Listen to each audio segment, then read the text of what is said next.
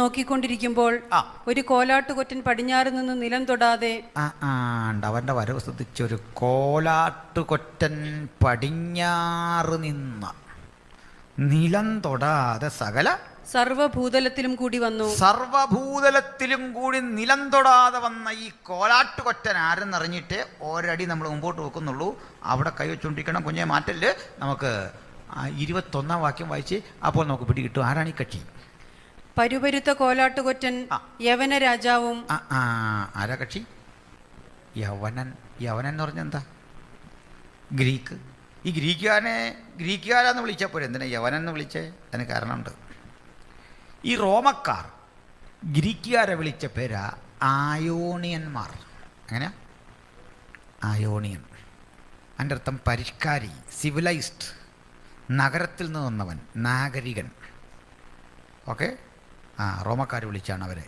അവരുടെ വിദ്യാഭ്യാസവും അവരുടെ അറിവും ഗണിതശാസ്ത്രത്തിലും തത്വചിന്തയിലും ഒക്കെ ഉള്ള അവരുടെ മേധാവിത്വം നിമിത്തം വിളിച്ചാണ് ആയോണിയന്മാർ. ഈ ആയോണിയത്തിൽ നിന്ന് വന്നവൻ, നഗരത്തിൽ നിന്ന് വന്നവൻ എന്ന അർത്ഥത്തിൽ വിളിച്ച് നമ്മുടെ കേരളത്തിലെത്തിയപ്പോൾ അവനെ വിളിച്ചു യവനനെന്ന്. ബാബിലോന്യ പ്രവാസത്തിലേക്ക് പോയി. The Babylonian exilic time of Israelites. അതാണ് ചാപ്റ്റർ 1 കൊണ്ട് ഉദ്ദേശിക്കുന്നത്. Chapter 2 a meaningful vision or dream of king Nebuchadnezzar ആണ് ചാപ്റ്റർ 2. അതിലെ പ്രധാന പ്രമേയം. ആ സ്വപ്നം സംബന്ധിച്ച് നമുക്കറിയാം. രാജാവ് സ്വപ്നം കണ്ടു മറന്നു. സ്വപ്നം മറന്ന രാജാവ് ഭയപരവശനായി.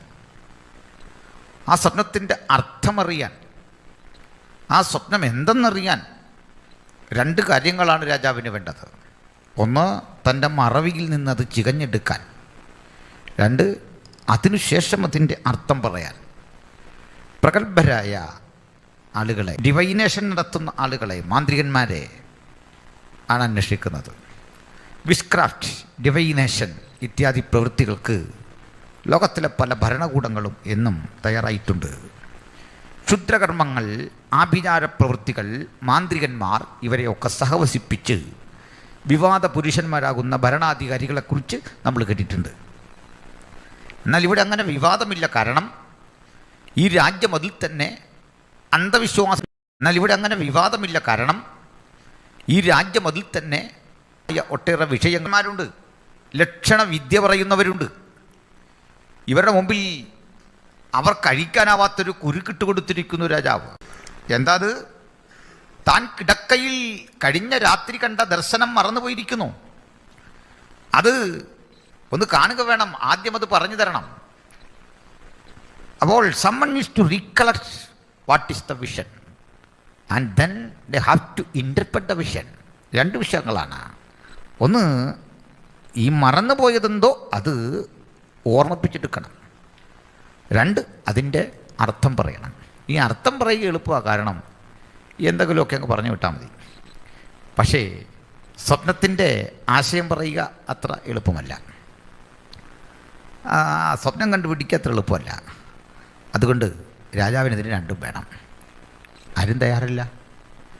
ആളുകളെ വിളിച്ചുകൂട്ടി, ശകുനവാദികളെ വിളിച്ചുകൂട്ടി കാര്യം പറഞ്ഞപ്പോൾ അവർ പറയുകയാണ്, അല്ലയോ രാജാവേ, ആദ്യം ഞങ്ങളോട് നീ സ്വപ്നം പറയണം, ഞങ്ങൾ അർത്ഥം പറയാം. അത് കേട്ട് രാജാവ് പറയുന്നത് നടപ്പില്ല. സ്വപ്നവും പറയണം, അർത്ഥവും പറയണം. ശകുനവാദികളും മാന്ത്രികന്മാരും ഒരേ സ്വരത്തിൽ പറഞ്ഞു, ഇന്ന് വരെ ഒരു രാജാവും ഒരു ശകുനവാദികളോടും ഒരു മാന്ത്രികന്മാരോടും ഇങ്ങനെ പറഞ്ഞിട്ടില്ല. പക്ഷെ ഇതെന്താ ഇന്നിങ്ങനെ? അപ്പോൾ നമുക്കൊരു കാര്യം മനസ്സിലായി. ഇന്ന് ഇത്തരത്തിൽ അത്ഭുത സിദ്ധിയുണ്ട് എന്ന് കരുതുന്ന പലരുടെയും ചിന്താഗതികളൊക്കെ വ്യാജമാണ്. എന്ന് പറഞ്ഞാൽ ഭാവി, ഭൂതം, വർത്തമാനം ഒക്കെ പറയുന്ന ആൾ എഴുതി വെച്ചിട്ടുണ്ട്. വർത്തമാനമല്ലാതെ അവിടെ പ്രത്യേകിച്ചൊന്നും നടക്കുന്നില്ല. വർത്തമാനം പറയുന്നുണ്ടെന്നുള്ളത് സത്യമാണ്, ബാക്കിയൊന്നും അവിടെ നടക്കുന്നില്ല. ഇങ്ങനെയുള്ളവൻ്റെയൊക്കെ അടുത്ത് പോയാൽ, ഭാവി അറിയാൻ പോയാൽ, ഭാവി അറിയുക മാത്രമല്ല, ഭൂതം പോകാൻ ഇങ്ങനെയുള്ളവൻ്റെ അടുത്ത് പോകാറുണ്ട്. ഏതാ? ഭാവി, ഭൂതം, വർത്തമാനം പറയുന്നവൻ്റെ അടുത്ത് ഭൂതം പോകാൻ ആളുകൾ പോകാറുണ്ട്. ഭൂതമല്ല പോകുന്നത്, നമ്മുടെ ഭാവിയാണ് പോകുന്നത്. കുഞ്ഞുങ്ങളുമായിട്ടൊന്നും ഇങ്ങനെയുള്ളവരൊരിക്കൽ പോകല്ലേ. കാരണം എന്താ? ഭൂതം മാറാൻ പോയതാണ്. പക്ഷെ പോയതെന്താ? ചെന്ന കൊച്ചിൻ്റെ ഭാവി, നമ്മുടെ കൊച്ചുമോൻ്റെ ഭാവി കളയണ്ട. അതുകൊണ്ട് പ്രാർത്ഥിച്ചാൽ മതി. വചനം കർശനമായിട്ട് എതിർക്കുന്നു. ശകുനവാദികളുടെ അരികിൽ പോകരുത്. കർശന എതിർപ്പാണത്. അത്രമാത്രം ബൈബിൾ വെറുക്കുന്ന നീച്ച കൃത്യമാണത്. പക്ഷെ ഒരു രാജ്യം അതിനെ പ്രോത്സാഹിപ്പിക്കുക. പക്ഷേ ഇന്ന് അവർക്ക് അതിൻ്റെ അബദ്ധം മനസ്സിലായത്. ഇങ്ങനെ കോടികൾ സമാഹരിച്ച മാന്ത്രികന്മാർ ഈ ബോർഡുമൊക്കെ തൂക്കി അവിടെ ഇരിക്കുക. അവർ ഭാവി ഭൂതം എന്നൊക്കെ പറഞ്ഞപ്പോൾ പണ്ട് വലിയ ഡിമാൻഡാണ്. പക്ഷേ മരണത്തിൻ്റെ വിധി പുറപ്പെട്ടപ്പോൾ ബോർഡ് എടുത്ത് എല്ലാവരും കളയാൻ തുടങ്ങി. പേടിച്ചുപോയി. വെട്ടുവരാൻ പോവാണ്. രാജാവ് പറഞ്ഞു, ദൈവസന്നിധിയിൽ നിന്ന് വിധി പുറപ്പെട്ട് കഴിഞ്ഞു. This is presidential order. ഇത് രാജാവിൻ്റെ പരമാധികാരിയുടെ ഓർഡറാണ്. നിങ്ങൾക്കിതിനെ ലംഘിക്കാനാവില്ല. വിധി പുറപ്പെട്ടു പോയി. നിങ്ങൾ സമയം ദീർഘിപ്പിക്കും തോറും പൊളിവാക്ക് പറയുവാൻ, വ്യാജം പറയാൻ, തമ്മിലൊക്കാനൊരവസരം കിട്ടും. അതുകൊണ്ട് വെട്ട ആരംഭിച്ചോളാൻ പറഞ്ഞു. രാജാവിൻ്റെ ബുദ്ധി കണ്ടില്ലേ? ഇവന്മാർ കള്ളം പറയാൻ അവസരം കൊടുക്കുന്നില്ല. അതാ കള്ളം മാത്രം പറഞ്ഞ് ശീലിച്ചവൻ ഒടിച്ചെന്ന് കുരുക്കണ്ട. ഒരു കള്ളം പറയാൻ പോലും ഒരു അവസരം കിട്ടാതെ കുരുങ്ങിപ്പോവാണ്. എന്തോ ഒരവസ്ഥയാണ്. എന്തുപറ്റി? ഇതാ അടുത്ത ഘട്ടം. വെട്ടാൻ ഉത്തരവിട്ടു. പക്ഷേ വെട്ടാൻ പിടിച്ചത് ശകുനവാദിയല്ല, ഒരു പാവം പ്രാർത്ഥന മനുഷ്യനെ പിടിച്ചു വെട്ടാൻ. അതാകുമ്പോൾ എളുപ്പമാണല്ലോ. ചില ആളുകൾ ഈ നല്ല നല്ല അഭ്യാസമൊക്കെ പഠിക്കും. പക്ഷേ അത് പ്രയോഗിക്കുന്ന പാവപ്പെട്ട ഏതെങ്കിലും ഒരു പാത്രത്തേകത്താണ്. പുതിയ കലകൾ, അഭ്യാസങ്ങൾ, ജിമ്മ്, ജൂഡോ ഏതാണ്ടെല്ലാം പഠിക്കും. പക്ഷേ തിരിച്ചടിക്കാൻ കെൽപ്പില്ലാത്തൊരുത്തിൻ്റെ ദേഹത്ത് ഇത് പരീക്ഷിച്ചിട്ട് കാര്യമുണ്ടോ? ഇങ്ങനെ പരീക്ഷിക്കുന്നത് പോലെ ദാനിയലിനെ പിടിച്ചു ആദ്യത്തെ വീട്ടിന്. വളരെ സമചിത്തതയോടെ, ആത്മസംയമനത്തോടെ ദാനിയേൽ ചോദിക്കുകയാണ്, ഈ രാജസന്നിധിയിൽ ഇത്രയും കഠിനമായൊരു കൽപ്പന വരാൻ കാരണം എന്താ? അപ്പോൾ പറഞ്ഞ് അറിഞ്ഞില്ലേ കാര്യമൊക്കെ? അവൻ്റെ ചോദ്യം കേട്ടപ്പോഴേ വെട്ടാൻ വന്നവന് ഒന്ന് ശമിച്ചു. നീ അറിഞ്ഞില്ല കാര്യമൊന്നും. കാര്യം ബോധിപ്പിച്ചു. കാര്യം ബോധിപ്പിച്ചപ്പോൾ യാതൊരു ചിത്തവും കൂടാതെ, സംശയമില്ലാതെ ദാനിയേൽ പറയുക, ഇത്രയുള്ള പ്രശ്നം എന്നെ രാജാവിൻ്റെ മുമ്പിൽ കൊണ്ടെത്തിക്കാമോ? ഞാൻ പറയാം ഇതിൻ്റെ ഉത്തരം. എൻ്റെ പക്കലൊരു ആൻസറുണ്ട്, ഉറപ്പാണ്. എത്ര വലിയ ആർജവമാണ് പ്രാർത്ഥിക്കുന്ന ഭക്തൻ്റെ. ഒരു രാജ്യം മുഴുവൻ നേരിടുന്ന പ്രതിസന്ധിക്ക് ഉത്തരം പ്രാർത്ഥിക്കുന്നവൻ്റെ ദർശനങ്ങളുടെ കണ്ണാടിക്കുള്ളിലുണ്ട് എന്നത് ഈ വചനം തരുന്ന ഉറപ്പാണെങ്കിൽ, പ്രവാചകൻ കേവലം ഒരു പേരല്ല, അത് കേവലം ഒരു പദവിയല്ല.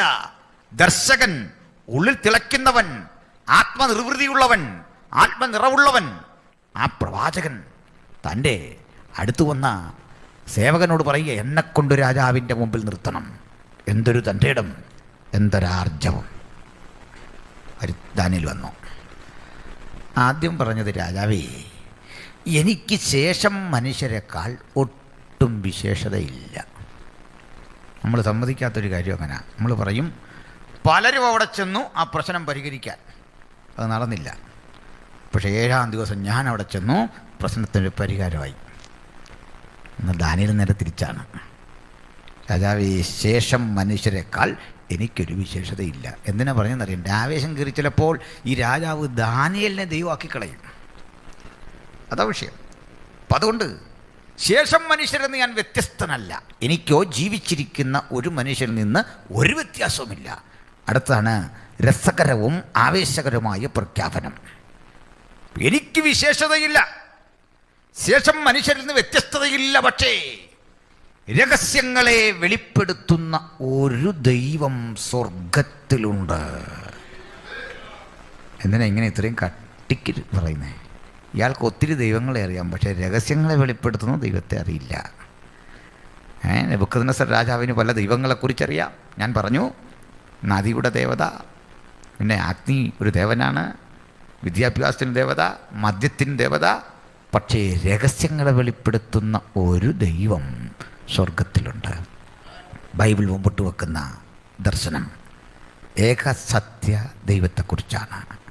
ലോകത്തിൻ്റെ ഏത് കോണിലിരുന്നും ഈ വചനം കേൾക്കുന്ന പ്രിയപ്പെട്ടവരെ, രഹസ്യങ്ങളെ വെളിപ്പെടുത്തുന്ന ഒരു ദൈവം.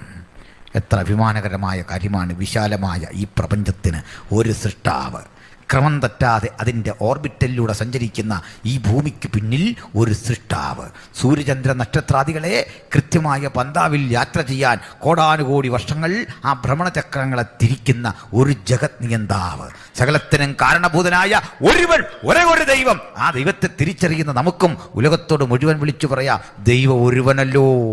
ദൈവത്തിനും മനുഷ്യർക്കും മധ്യേ മധ്യസ്ഥനൊരുവൻ, അനേകർക്ക് വേണ്ടി മറവിലയായി തന്നെത്താൻ ഏൽപ്പിച്ചു കൊടുത്ത മനുഷ്യനായ ക്രിസ്തു യേശു തന്നെ. ഹല്ലേലൂയ. ദാനിയേൽ ദൈവത്തെ സ്തുതിച്ചുകൊണ്ട് ഇത്രയും പറഞ്ഞിട്ട് സ്വപ്നം വ്യാഖ്യാനിക്കുന്ന ഭാഗത്തേക്ക് അടക്കുന്നു. ആദ്യം സ്വപ്നം പറയുന്നു. ഈ പ്രവചനം ദാനിയേൽ പ്രവചനം 2-ാം അധ്യായം 30 മുതലുള്ള വാക്യങ്ങളിലേക്ക് നമുക്ക് കടക്കാം. സശ്രദ്ധം ബാക്കി ആളുകൾ അത് വീക്ഷിച്ചാലും. ഓക്കെ, ദാനിയേൽ 2:30 മുതൽ. എനിക്കോ ജീവനോടിരിക്കുന്ന യാതൊരുത്തനേക്കാളും അധികമായ ജ്ഞാനമൊന്നും ഉണ്ടായിട്ടല്ല. അധികമായ ജ്ഞാനമുണ്ടായിട്ടേ അല്ല. പിന്നെ രാജാവിനോട് അർത്ഥം ബോധിപ്പിക്കേണ്ടതിനും തിരുമനസ്സിലെ വിചാരം തിരുമനസ്സുകൊണ്ട് അറിയേണ്ടതിനും അത്രേ ഈ രഹസ്യം എനിക്ക് വെളിപ്പെട്ടിരിക്കുന്നത്. ഈ രഹസ്യം എനിക്ക് വെളിപ്പെട്ടതാണ്. എനിക്ക് വെളിപ്പെട്ടു രാജാവേ. അത് തിരുമനസ്സിൽ അർത്ഥമറിഞ്ഞേ പറ്റൂ. അതെനിക്ക് വെളിപ്പെട്ടു കഴിഞ്ഞു. പറഞ്ഞാൽ വായിക്കാം. രാജാവ് കണ്ട ദർശനമോ വലിയൊരു ബിംബം, വലിപ്പമേറിയതും വിശേഷ ശോഭയുള്ളതുമായ ആ ബിംബം തിരുമുമ്പിൽ നിന്നു. രാജാവ് കണ്ടത് വലിപ്പമേറിയൊരു ബിംബം. ആ ബിംബം വിശേഷ ശോഭയേറിയതായിരുന്നു. അത് തിരുമുമ്പിൽ നിന്നു. അതിന്റെ രൂപം ഭയങ്കരമായിരുന്നു. അതിന്റെ രൂപം ഭയങ്കരമായിരുന്നു. ബിംബത്തിന്റെ തല തങ്കം കൊണ്ടും, അപ്പൊ ഗോൾഡൻ ഹെഡ്, തല തങ്കം കൊണ്ട്, പിന്നെ നെഞ്ചും കൈയും വെള്ളി കൊണ്ടും, ചെസ്റ്റ് ആൻഡ് ഹാൻഡ്സ് അത് വെള്ളി കൊണ്ട്, സിൽവർ. വയറും അരയും താമ്രം കൊണ്ടും, തുട ഇരുമ്പ് കൊണ്ടും, കാൽപാതി ഇരുമ്പ് കൊണ്ടും, ബ്രാസ് ആണ്, കോപ്പർ അല്ല, ബ്രാസ് ആണ്. നെക്സ്റ്റ് പാതി കളിമണ്ണ് കൊണ്ടുമായിരുന്നു. അപ്പോൾ അതിൻ്റെ കാല് ഇരുമ്പാണ്, തുട ഇരുമ്പാണ്, കാൽ പാതി കളിമണ്ണും പാതി ഇരുമ്പും. ഈ ബിംബം ഒരു സിങ്ക്രറ്റിക് മെറ്റലാണ് അതിൻ്റെ ആ നിർമ്മാണം. അതിൻ്റെ പ്രത്യേകത കേൾക്കുക. ഒരു മനുഷ്യരൂപം, ഒരു പുരുഷൻ്റെ രൂപം എന്ന് സങ്കല്പിക്കാം. തല തങ്കം കൊണ്ട് ഉള്ളതാണ്. അങ്ങനെയുള്ള ആരെങ്കിലും ഇന്നിവിടെ ഉണ്ടെങ്കിൽ ഒന്ന് കൈപൊക്കിക്കാട്ടെ. ഇല്ല. നെഞ്ചും കൈയും വെള്ളിയുണ്ട്? ഇല്ല. അപ്പം നമ്മളാരുമല്ല, ഒരു വിശേഷ ശോഭയുള്ള ബിംബം. ചില ആളുകൾ എന്താണ് കേൾക്കുന്നറിയാതെ കൈവെക്കും. അങ്ങനെ ആരെങ്കിലും ഉണ്ടോ എന്നറിയാനാണ് ഞാൻ ചോദിച്ചത്. അപ്പോൾ തല തങ്കം കൊണ്ട്, നെഞ്ചും കയ്യും വെള്ളി കൊണ്ട്, അരയും വയറും താമ്രം കൊണ്ട്, തുട ഇരുമ്പ് കൊണ്ട്, കാൽപാതി കളിമണ്ണ് പാതി ഇരുമ്പ്. ഈ ക്രമം അനുസരിച്ച് ഒന്ന് പറയാമോ എന്ന് സ്വന്തം മനസാക്ഷിയോട് ചോദിച്ചാട്ടെ. ഞാൻ ഒന്നുകൂടി ആവർത്തിക്കുന്നു, പഠിക്കാൻ എളുപ്പം. താഴേക്ക് വരും തോറും വില കുറഞ്ഞു വരും. സ്വർണം, വെള്ളി, താമ്രം, ഇരുമ്പ്, കളിമണ്ണും ഇരുമ്പും. ഒന്ന് ആലോചിച്ച് നോക്കിയേ. തല തങ്കം കൊണ്ട്, നെഞ്ചും കയ്യും വെള്ളി കൊണ്ട്, വയറ് താമ്രം കൊണ്ട്, അരയും വയറും താമ്രം കൊണ്ട്, തുട ഇരുമ്പ് കൊണ്ട്, കാൽ പാതി കളിമണ്ണും പാതി ഇരുമ്പും ചേർന്നൊരു മിശ്രിതം, ഒരു ഭീമാകാര മനുഷ്യബിംബം. അത് നിൽക്കുന്ന വിശേഷ ശോഭയുള്ള ഒരു ബിംബത്തെ രാജാവ് കണ്ടു. പിന്നെ തിരുമനസ്സുകൊണ്ട് നോക്കിക്കൊണ്ടിരിക്കുമ്പോൾ കൈ തൊടാതെ ഒരു കല്ല് പറഞ്ഞു വന്നു. ബിംബത്തെ ഇരുമ്പും കളിമണ്ണും കൊണ്ടുള്ള കാലിൽ അടിച്ചു തകർത്തു കളഞ്ഞു. ബിംബത്തിന്റെ കാലിൽ ഇരുമ്പും കളിമണ്ണും ചേർന്ന മിശ്രിതത്തിലെ കാഞ്ഞു വന്നടിച്ചു. കൈ തൊടാത്തൊരു കല്ല്. ആ കല്ല് ഇടിച്ച് തകർന്ന് ഈ ബിംബം തവിട്ട് പൊടിയാകുന്ന കാഴ്ച. അപ്പോൾ ഈ കല്ലിന് ഉള്ള ശക്തി ഓർക്കണം, അപാര ശക്തിയാണ്. അല്ലെങ്കിൽ ഇത്രയും ഒരു ഭീമാകാര ബിംബത്തെ അടിക്കാൻ സാധിക്കില്ല. ഈ കല്ല്, അതിൻ്റെ പ്രത്യേകത, ആരും എറിഞ്ഞതല്ല, കൈ തൊടാത്ത ഒരു കല്ല് പാഞ്ഞു വന്ന് ബിംബത്തെ അടിച്ചു. ഇരുമ്പും കളിമണ്ണും താമ്രവും വെള്ളിയും പൊന്നും ഒരുപോലെ തകർന്നു. എല്ലാ ഭാഗങ്ങളും തകർന്നു.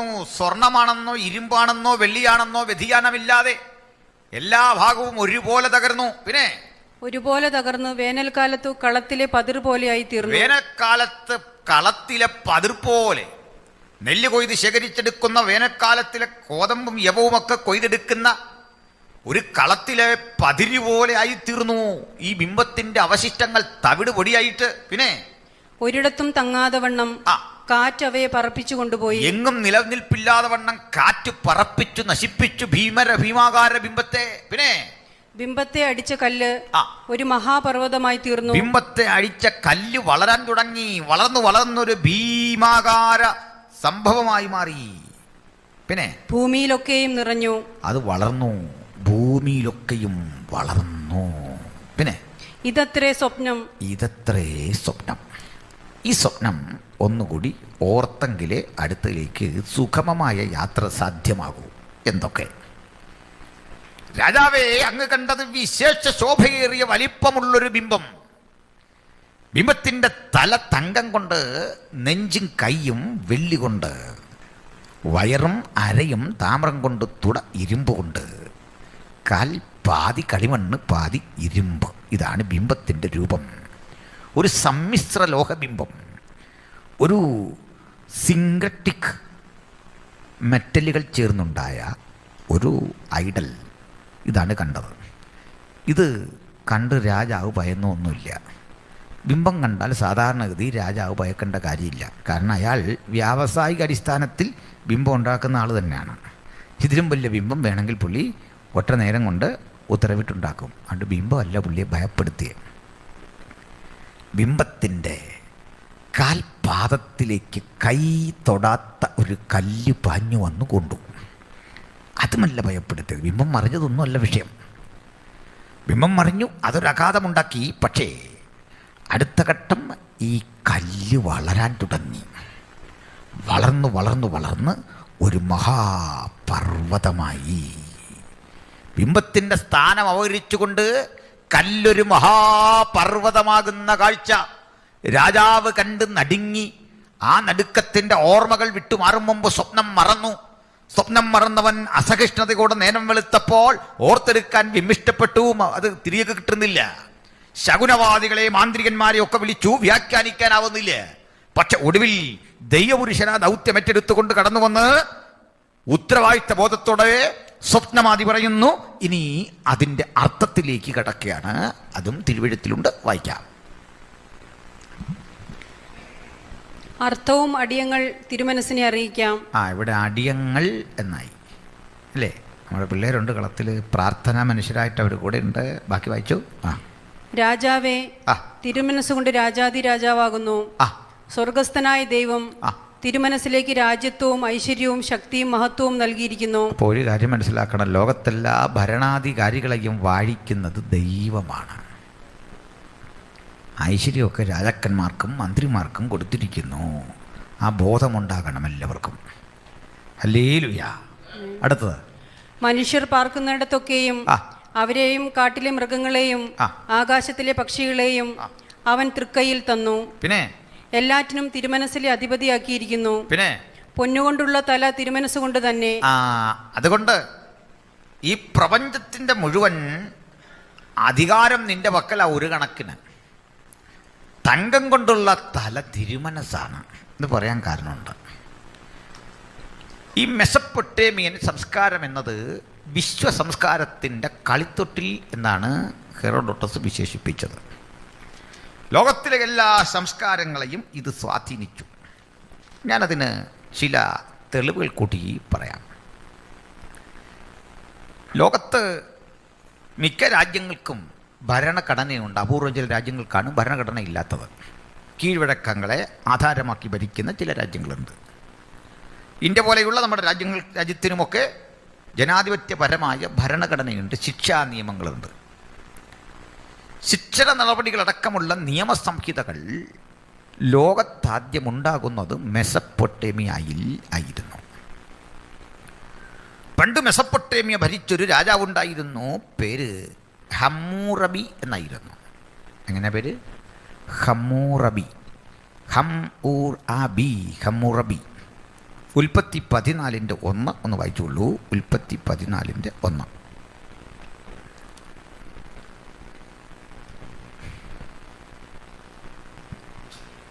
ഷിനാർ രാജാവായ അമ്രാഫെൽ. മതി.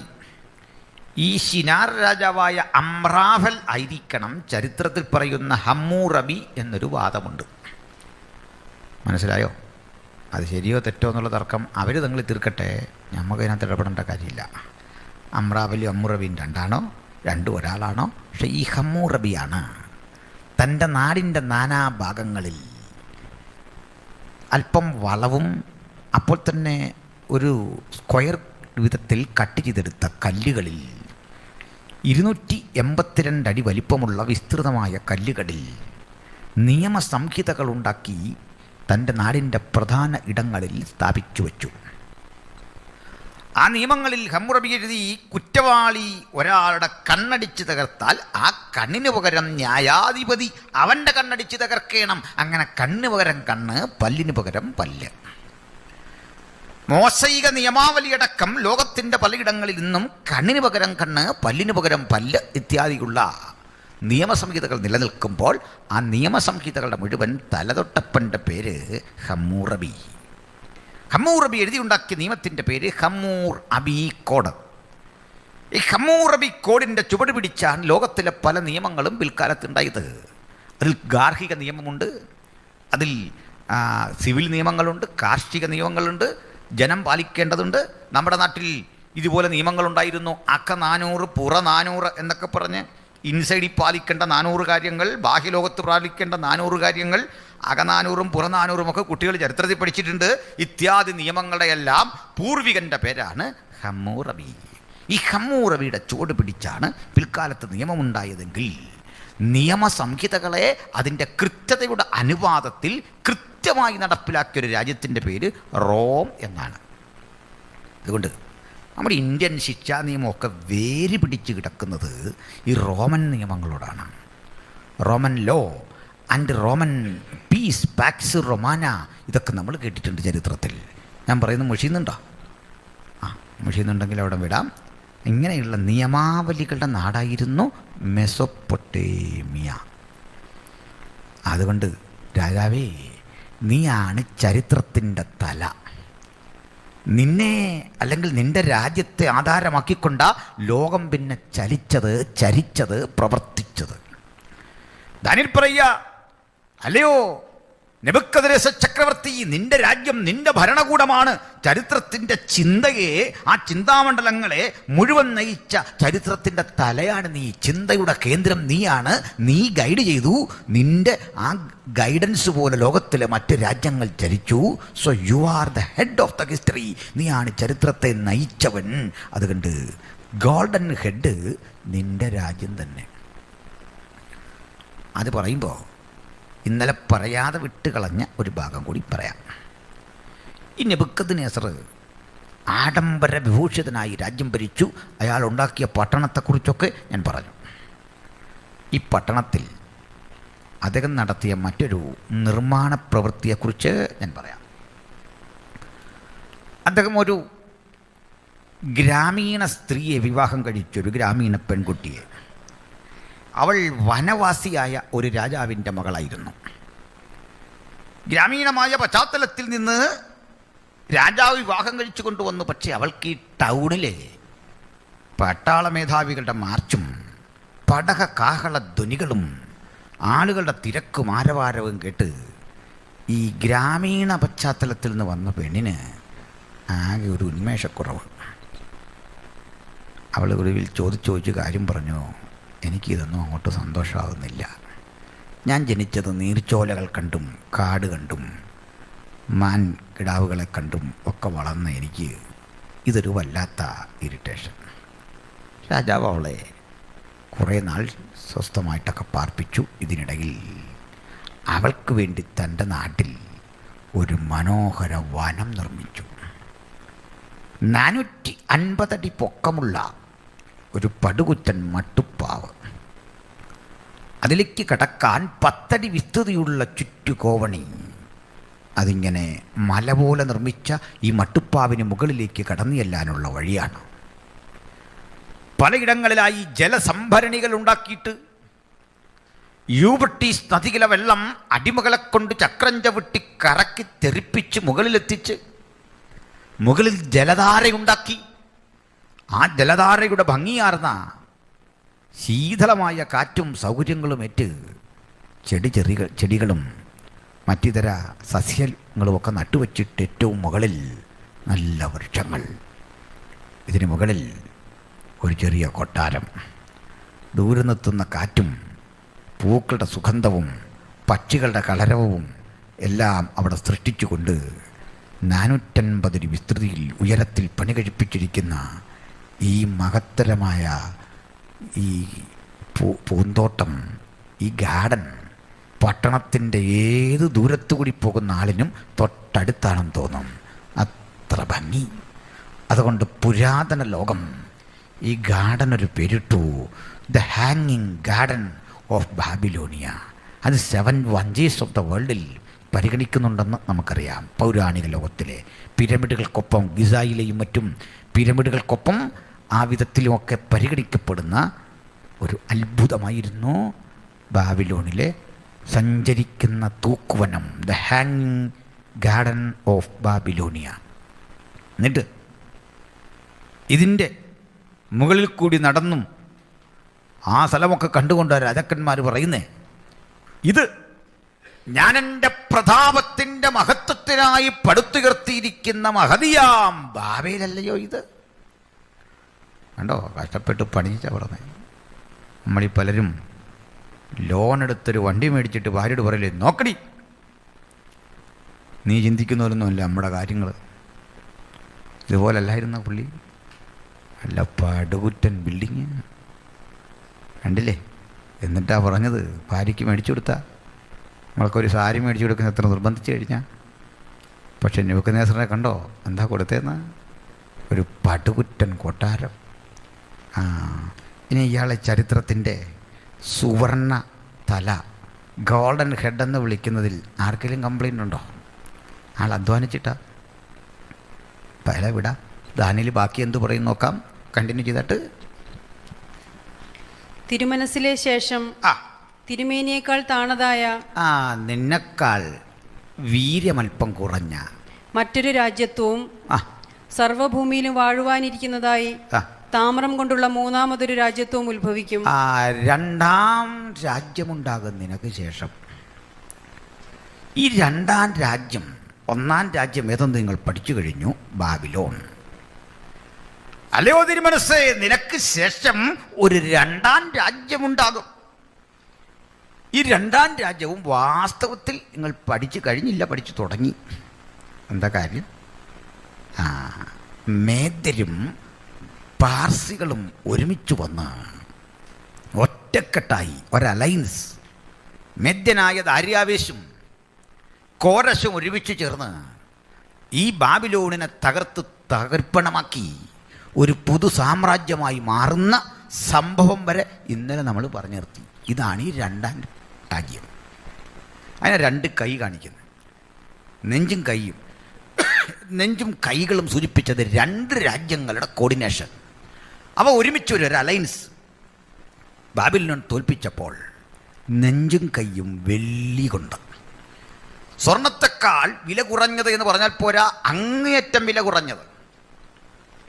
അപ്പോൾ അടുത്ത പ്രത്യേകതകൾക്ക് വില കുറഞ്ഞതാണെങ്കിലും ഇതുവരെ ചരിത്രത്തിൻ്റെ തല, അതിൻ്റെ ചിന്താശേഷിയെ നയിച്ചത് ബാബിലോണ്യരായിരുന്നെങ്കിൽ, രണ്ടാമത് വന്ന മീഡോ പേർഷ്യൻ എംപയറിൻ്റെ പ്രത്യേകത ഹൃദയമായിരുന്നവർ, ചരിത്രത്തിൻ്റെ നെഞ്ചായിരുന്നവർ. കാരണം മനുഷ്യത്വം ഏറെയുള്ള രാജാക്കന്മാർ ക്രൂരതയുടെ പര്യായമായ രാജാക്കന്മാരെ വിട്ടു മനുഷ്യത്വത്തിലേക്ക് മാറുന്നു. അവരാണ് ഇസ്രായേൽ മക്കളെ തിരികെ നാട്ടിലെത്തിക്കുന്നത്. പക്ഷെ മറ്റൊരു പ്രശ്നവും കാണുക, ഈ രാജാധികാരം പണ്ട് ബാബിലോണിൽ നെബൂഖദ്നേസറിന് ഉള്ളതുപോലെ രണ്ടാം രാജ്യത്ത് കാണുന്നില്ല. അധികാരം പരിമിതമാണ്. കാരണം ഒരു രാജാവ് ഈ സിംഹക്കുഴിയിൽ വീണ ദാനിയേലിനെ ഒന്ന് പോക്കിയെടുക്കാൻ നേരം വെളുക്കുവോലം പണിപ്പെട്ടിട്ടും കമ്മിറ്റി സമ്മതിക്കുന്നില്ല. ജനാധിപത്യം ശക്തമാണ്. രാവിലെ രാജാവ് എണ്ണീറ്റ് കട്ടൻ ചായ അടിക്കുന്നതിന് ചോദിക്കുക, നിന്റെ ദൈവം സിംഹത്തിൻ്റെ ഗുഹയിൽ നിന്നെ രക്ഷിപ്പാൻ പ്രാപ്തനായോ? കണ്ടോ, സ്വർണത്തിൽ നിന്ന് വെള്ളിയിലേക്കുള്ള അധപ്പതനം. രാജാവിന് അധികാരമില്ല. പക്ഷെ മൂന്നാം സാമ്രാജ്യം അതല്ല, കളി മാറുക. വായിച്ചു, സർവഭൂമിയിലും വാഴുവാനിരിക്കുന്നതായി താമ്രം കൊണ്ടുള്ള മൂന്നാമതൊരു രാജ്യത്വവും ഉത്ഭവിക്കും. അടുത്തത് വയറാണ്. തല ചിന്തയുടെ ഇരിപ്പിടം, നെഞ്ച് ഹൃദയത്തിൻ്റെ ഇരിപ്പിടം, സ്നേഹത്തിൻ്റെയും പരിഗണനയുടെ ഒക്കെ ഇരിപ്പിടമാണെങ്കിൽ വയറ് ദഹനമാണ് അതിൻ്റെ ജോലി, ഭക്ഷിച്ച് തീർക്കുക. മൂന്നാമത് വന്ന ഈ സാമ്രാജ്യത്തിൻ്റെ പ്രത്യേകത കേൾക്കുക. ലോകത്തെ മുഴുവൻ ഭക്ഷിച്ച് തൻ്റെ ശരീരത്തിൻ്റെ ഭാഗമാക്കിയിട്ടും വിശപ്പടങ്ങാത്ത, ഉലകത്തെ മുഴുവൻ വെട്ടിപ്പിടിക്കാൻ വ്യഗ്രതയോടെ കടന്നു വരുന്ന മഹാനായ അലക്സാണ്ടറുടെ ഗ്രീക്ക് സാമ്രാജ്യം. എത്ര തിന്നിട്ടും മതി വരുന്നില്ല. ആക്രമിച്ചു മുന്നേറുന്ന ഒരു മൂന്നാം സാമ്രാജ്യം.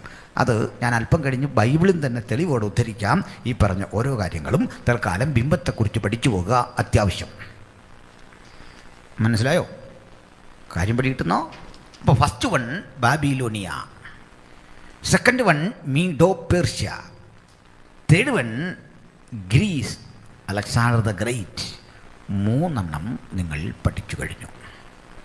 ഇപ്പോഴേക്കും നമ്മുടെ പഴയ നിയമ ബൈബിൾ ഏതാണ്ട് അവസാനിച്ചിട്ട് അവിടെയും കടന്ന് ഓവർലാപ്പ് ചെയ്ത് കയറിയിരിക്കുന്നു ചരിത്രം. കാരണം പഴയ നിയമത്തിൻ്റെ ആദ്യ കൃതികൾ രൂപപ്പെടുന്നത് ഉൽപ്പത്തിയും യോബൊക്കെയാണ് ആദ്യത്തെ കൃതികൾ. അവിടെ നിന്ന് അവസാനത്തെ കൃതി എസ്തേറിൻ്റെ പുസ്തകമാണ്. പഴയ നിയമത്തിൽ അവസാന കൃതി മലാക്കിയല്ല, എസ്തേറിൻ്റെ പുസ്തകമാണ്. അത് കണ്ടുപിടിക്കാൻ വളരെ എളുപ്പം. എസ്തേർ 1 പറയുക അഹശ്വേരോശിൻ്റെ കാലത്ത്, അത്ര അറിഞ്ഞാൽ മതി കാലം കണ്ടുപിടിക്കാൻ. ഇന്ന് രാജ്യം ഇന്ത്യ ഭരിക്കുമ്പോൾ കാലം കണ്ടുപിടിക്കാൻ പ്രയാസമില്ല. സർസിപ്പിയുടെ കാലത്ത് കാലം കണ്ടുപിടിക്കാൻ പ്രശ്നമില്ല. കിട്ടിയോ? ആദ്യത്തെ കൃതി യോബും അവസാന കൃതി എസ്തേറുമാണ്. ഓക്കെ, എസ്തേർ ഇരുന്ന സ്ഥലം ദാനിയേൽ ഇരുന്ന അതേ സ്ഥലമാണ്. ഓക്കെ, ശൂഷൻ രാജധാനിയിൽ ദാനിയേൽ ഇരുന്നിട്ടുണ്ട്, എസ്തേർ ഇരുന്നിട്ടുണ്ട്.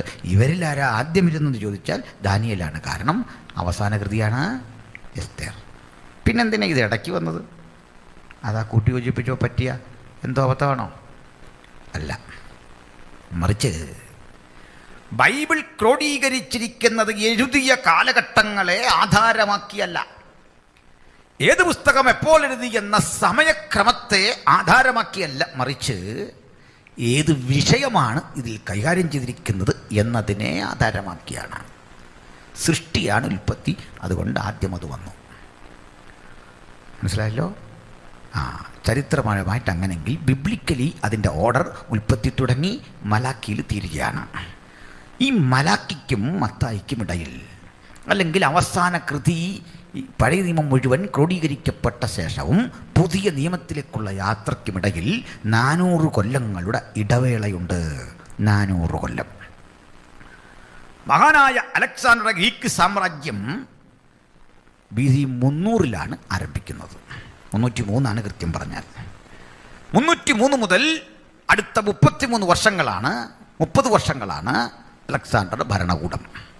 അപ്പോൾ സംഭവിക്കുന്നത് നമുക്ക് കൃത്യമായിട്ട് അതിൻ്റെ കണക്കറിയാൻ സാധിക്കുന്നു.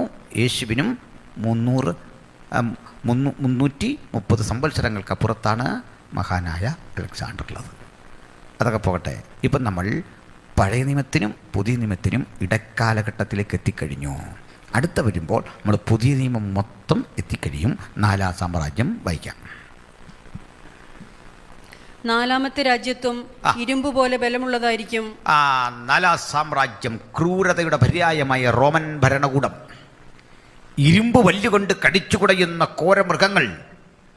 എത്ര ക്രൂരതയുടെ പര്യായങ്ങളായിരുന്നു അവർ. കരുത്തന്മാരായ 10 റോമൻ ചക്രവർത്തിമാർ നീണ്ടു നിന്ന 300 കൊല്ലം കൊണ്ട് അതിദാരുണമായ വിധത്തിൽ ക്രൈസ്തവ സഭയ്ക്ക് നേരെ അഴിച്ചുവിട്ട ഘോര പീഡനങ്ങളുടെ ചരിത്രം അത് മറ്റൊന്നാണ്. സമയം പോലെ നമുക്കതൊക്കെ ചർച്ച ചെയ്യാം. എന്നാൽ മുമ്പോട്ട് പോകേണ്ടതുണ്ട്.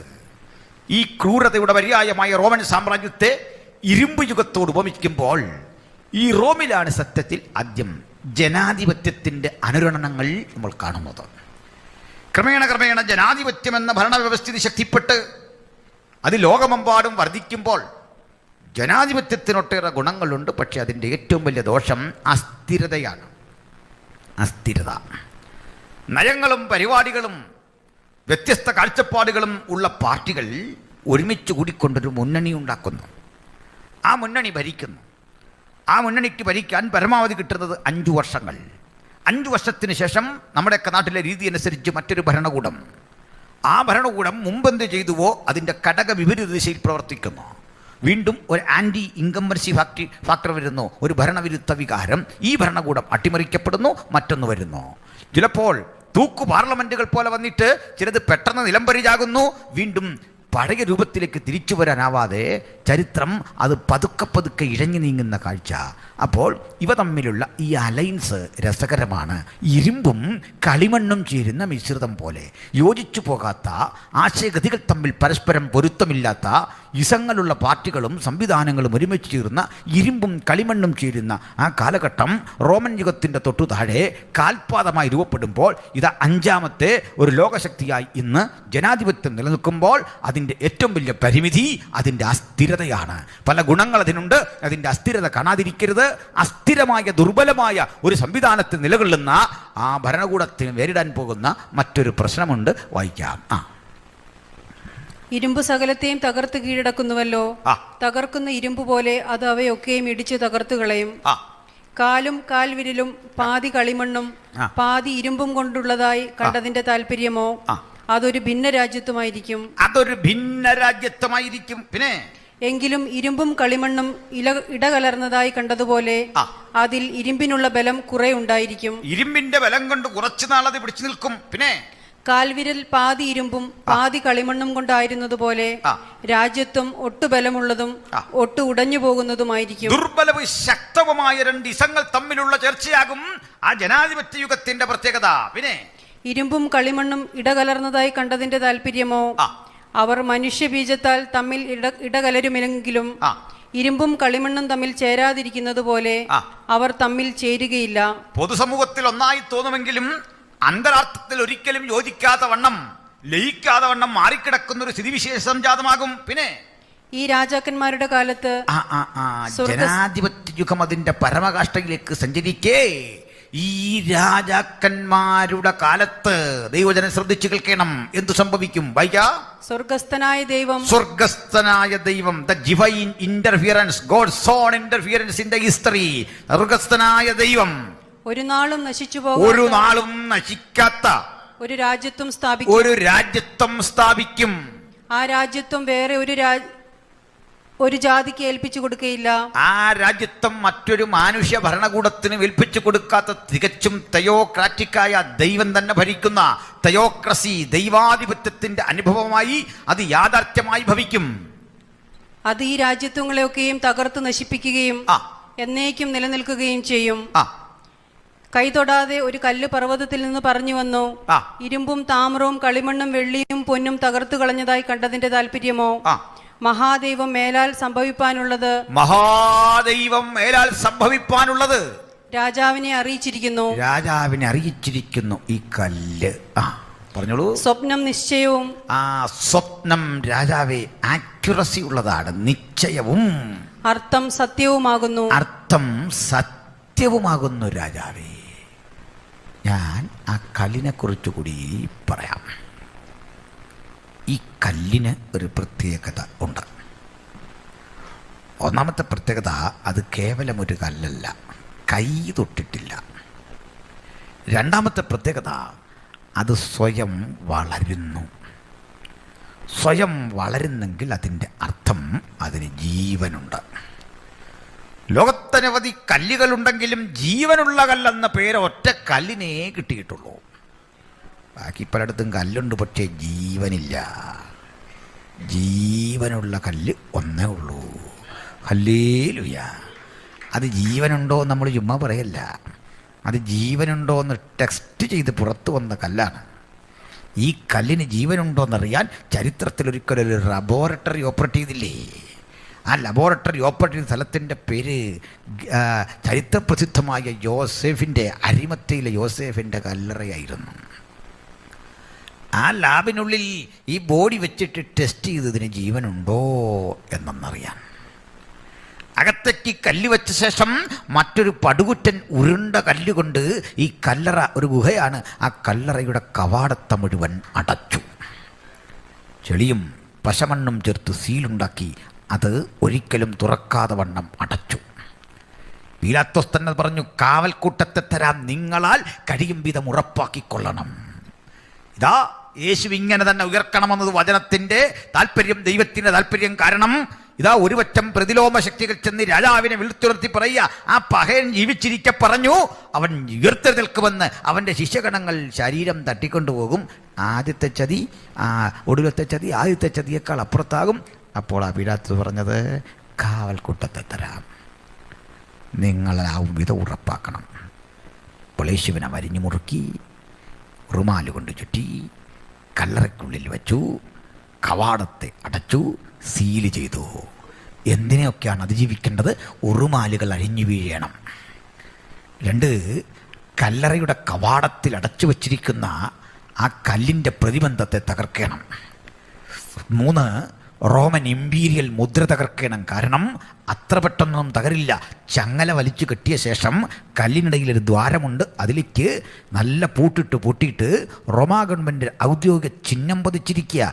ഒരുവനും തൊടാൻ ധൈര്യമില്ലാത്ത വിധം അത്ര കൃത്യത അതിന്. അപ്പോൾ റോമൻ വ്യവസ്ഥിതിയെ മുഴുവൻ ഏകോപിപ്പിക്കുന്ന ആ മുദ്ര പതിപ്പിച്ച കല്ലറ തുറക്കണം. എല്ലാത്തിനും അപ്പുറത്ത് കാവൽ നിൽക്കുന്ന പടയാളികളുടെ മുമ്പിൽ വെച്ച് വേണം ഇതൊക്കെ സംഭവിക്കാൻ.